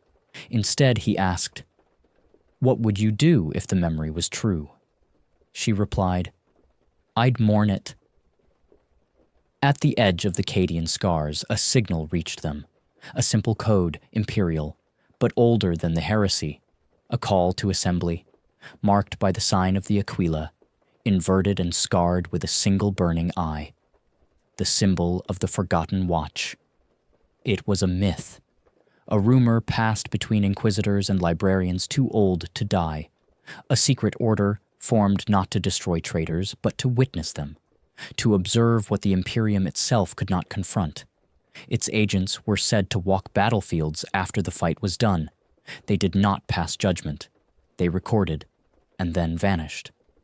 The code directed Fulgrim to a world no longer on any chart. Virex Hollow, a planet stripped of identity. Purged during the Great Scouring. Declared uninhabitable, but not unoccupied. The choir debated. Kador was wary. "This is bait," he warned. "The Imperium doesn't offer invitations." But Fulgrim disagreed. "It's not for us to decide whether we are worthy of being remembered, but it is for us to answer the call of those who still do." They made planetfall in silence. Only Fulgrim and 5 others. No weapons, only memory. Virex Hollow was cold, not by temperature, but by absence. No birds, no winds, no signs of life, yet not even the death of it, as if the world had been paused mid-forgetting. And in a black monolith near the equator, they found the first watcher, a man with no name, only a mask. He greeted Fulgrim with a nod. "You are as the texts described." Fulgrim replied, "So are you." They walked together through the monolith, each wall etched with names, not of heroes, but of failures, the ones the Imperium could not forgive, or could not face. Some names were known, others. Fulgrim read in, silence. One he paused before. Eshur Varn, 18th Legion, executed for refusing the drop site massacre, a loyalist among traitors, forgotten by both. The Watcher said, "This archive is not for condemnation, it is for truth, no matter how bitter." Fulgrim looked at him. "And what truth do you seek in me?" The Watcher paused. "You are not done." Fulgrim felt a flicker of the old presence stir, not the demonic echo, but the commanding self, the one who once shaped men with a glance, who sculpted destinies as others sculpted marble. But he silenced it. Let the moment pass. The Watcher gestured to a final chamber. Inside was a mirror, whole, untouched, ancient, carved from a single sliver of starlight harvested from a dying sun during the Unification Wars. It did not show reflection, only memory. Fulgrim stepped before it and saw not the demon, not the phoenix, but the child, a boy of Chemos, before the Primarch knew his name, before he knew pain, just himself, alone, hungry, still capable of becoming anything. He staggered back. Kador caught him. Fulgrim whispered, "That's who I failed first." The Watcher said, "You came here to know if the Imperium still hates you." Fulgrim shook his head. "I came to know if I still hate myself." No answer came, only silence. And then, a sound, a low hum, familiar, beautiful. The mirror sang. Only one note. But Fulgrim wept. The Watcher left them there. They stayed the night in the hollow. None spoke. None dared to. At dawn, Fulgrim wrote a single line on the monolith wall. He did not carve it. He painted it, in colorless ink, invisible unless one felt it. The line read, "Some sins cannot be undone, but they can become music." When they returned to the coral spear, the choir was waiting. Sarathel had sculpted a new piece while they were gone. It was a mirror, broken, each shard showing a different face of Fulgrim. None were the same, but all were true. And in the ship's atrium, Galeras had composed a litany. He called it an elegy for children who did not die. He asked Fulgrim to read it. Fulgrim refused, not out of pride, but because he knew it was not his voice that mattered anymore. He stood at the edge of the atrium, listened, and let the choir speak for him. The galaxy burned, the gods screamed, but somewhere in that infinite war, a single ship remembered what it meant to mourn, to choose gentleness, even when it hurt. That night, Fulgrim whispered to Kador, "We are not a legion," Kador replied. "No, we are not an army." "No." "Then what are we?" Kador smiled. "We are the pause between two notes." And for the first time in 10,000 years, Fulgrim slept, not to forget, but to heal. Before there were gods, there were promises, and some promises were made not to the stars or the Emperor, but to friends, and they were the hardest to keep. The coral spear drifted in deep, void in the spaces even the warp forgot. The choir had grown to 81. Their ship sang less often now, not because there was less pain, but because their pain no longer demanded to be loud.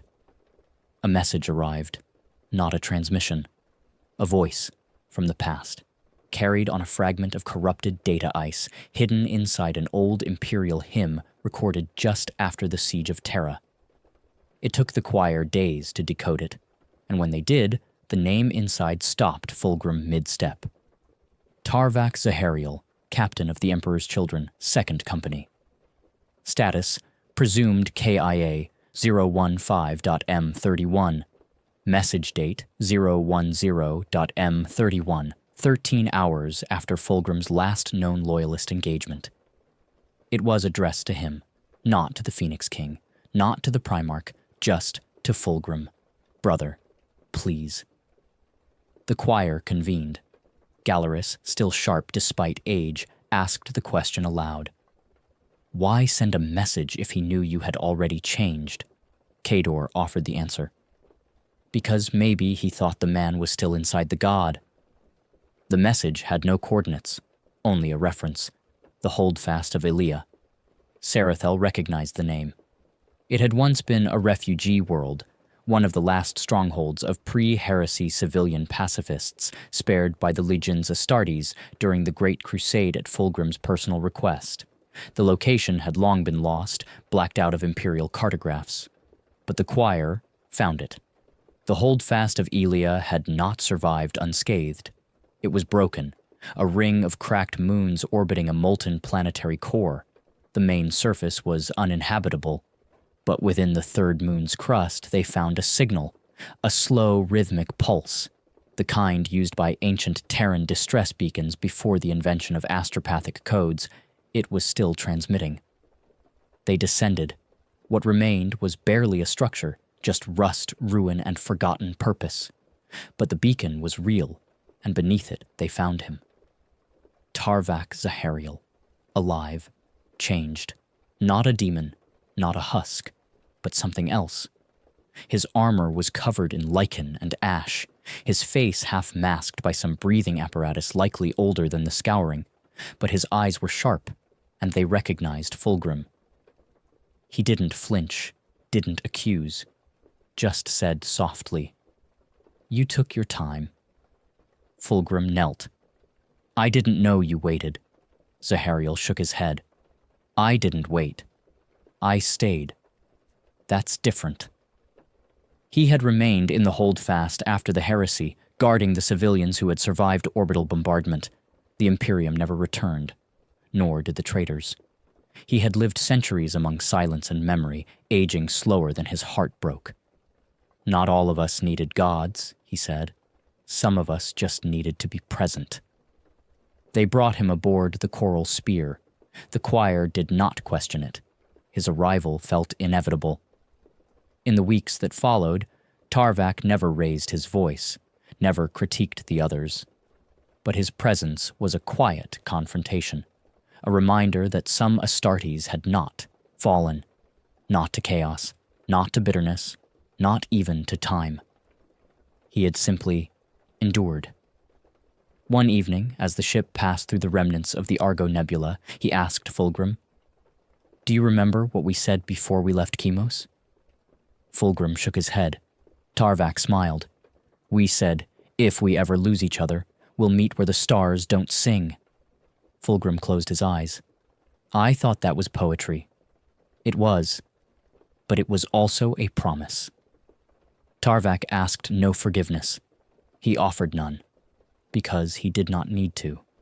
What mattered was that they had found each other, even after everything. But not all welcomed him. Galeris struggled, as did Kador. To them, Tarvak was a reminder of something harder to bear than guilt, that it had been possible to choose otherwise. One night, Galeris confronted Fulgrim. "He makes me feel like my suffering was a choice, like I could have just walked away." Fulgrim said nothing, because he had no answer, only this: "That may be true, and we chose wrong, but we can still choose now." Tarvak didn't stay long. He left them at a way station near the Pharos ruins, where echoes of the ancient Tetrarch gates still flickered across dead systems. "I need quiet," he said. "Not because I reject what you've become, but because I think you're not done becoming it." He looked at Fulgrim, and for the first time in 10,000 years said, "I'm proud of you." Fulgrim tried to speak, couldn't. Tarvak embraced him, just once, and then walked away. After he was gone, Sarathel asked, "Do you think he forgave you?" Fulgrim answered, "I think he never stopped loving me." There are some stories the Imperium will never tell, not because they're lies, but because they're too gentle, too full of sorrow that isn't glorious and healing that isn't triumphant. But still, they exist. And somewhere in the void, a ship sails on. Not a legion, not an army, just a choir of voices, singing for the ones who stayed. There is silence now. Not the absence of sound, but the suffocating stillness of a galaxy that has nothing left to say. Where once there were cries of war, now there is only the hum of ancient engines drifting without course. where golden banners once flew, torn from the helms of warriors, carved from starlight and sin, only dust remains, settled in the quiet bones of forgotten worlds. And in that silence, Fulgrim breathes, though he has no lungs. He remembers, though his memories are more curse than comfort. He stands not on a battlefield, nor atop a throne, but beneath a sky that mourns the suns it no longer holds. The stars are fading, not all at once, but like old memories, one by one. Dimmer each night, more distant each dawn. They do not scream, they whisper. The end doesn't roar, it sighs. The war is over, not won, not lost, just spent. A world now kneels where once 1,000 stood proud, and Fulgrim the Phoenician, whose name once cleaved the void in fire and song, watches it all with eyes long robbed of their color. Where violet burned, only gray now lingers. The Emperor's children are no more, not even echoes remain. He should feel triumphant, he should feel rage, or mourning, or at least something, but instead he feels light, as if, in the end, the weight of immortality has crumbled under its own contradictions. He had not broken the oath. That was the tragedy. He had upheld it to the letter, to preserve perfection, to ascend beauty, to forge a galaxy where his art, his vision, his emperor could endure. And in doing so, he had damned it all. Was that not the most elegant irony? A blade too sharp cuts its wielder. A song sung too often becomes madness, and a god who perfects himself becomes a prison. Fulgrim knows now, his sin was not betrayal. It was obedience to a flawed ideal. He walks the ruins of Istvan not as a conqueror, but as a ghost. The dust still carries the scent of the first betrayal, sweet and bitter as oil and incense.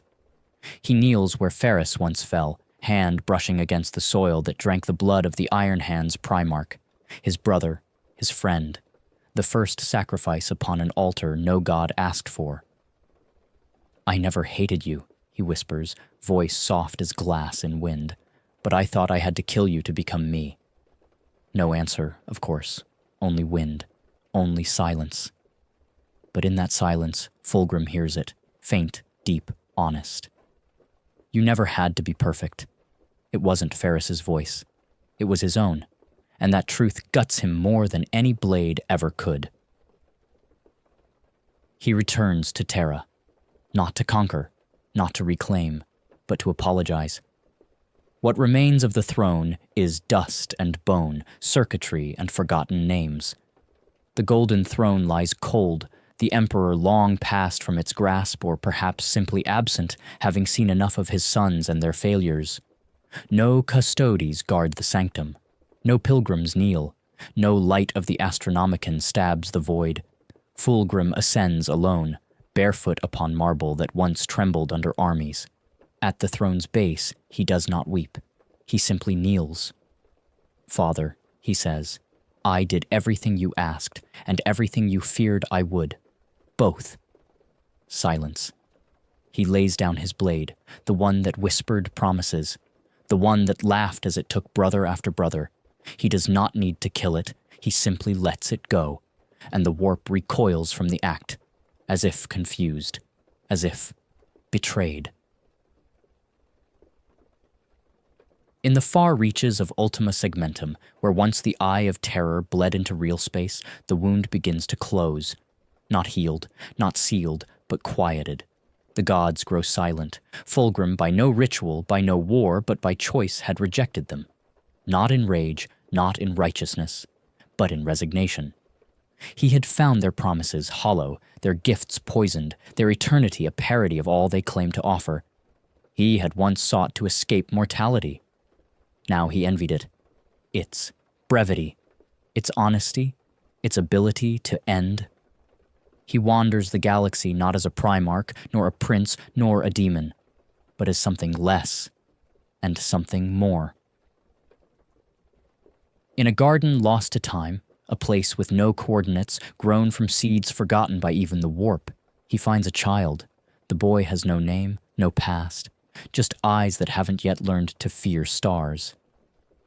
"Who are you?" the child asks. "I was Fulgrim," he answers, "but I don't know who that is anymore." "Are you lost?" "Number just tired." The child nods, the kind of nod that accepts without needing to understand. They sit together beneath a tree that blooms with petals of copper and bone, and for a moment Fulgrim feels something he hasn't in centuries: peace. Not because he earned it, but because he stopped chasing everything that ran from him: love, beauty, truth, forgiveness. Perhaps they were never meant to be caught, only glimpsed.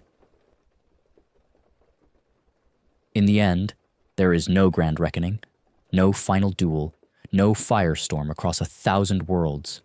Only a man who was once a god learning how to be nothing again. And in that nothingness, he finds the shape of a soul long thought lost. He carves no monument, he writes no final testament, he simply disappears. Some say the warp itself began to weep, not in mourning, but in envy, for it could not unmake itself as Fulgrim had. Others say he lives still beyond time, watching the galaxy rebuild itself in silence. A ghost of what was, a promise of what might never be again. And so it ends, not with glory, not with vengeance, but with understanding, that the oath Fulgrim couldn't break was the one that made him believe he ever had to be perfect. And in breaking himself, finally, gently, fully, he was freed.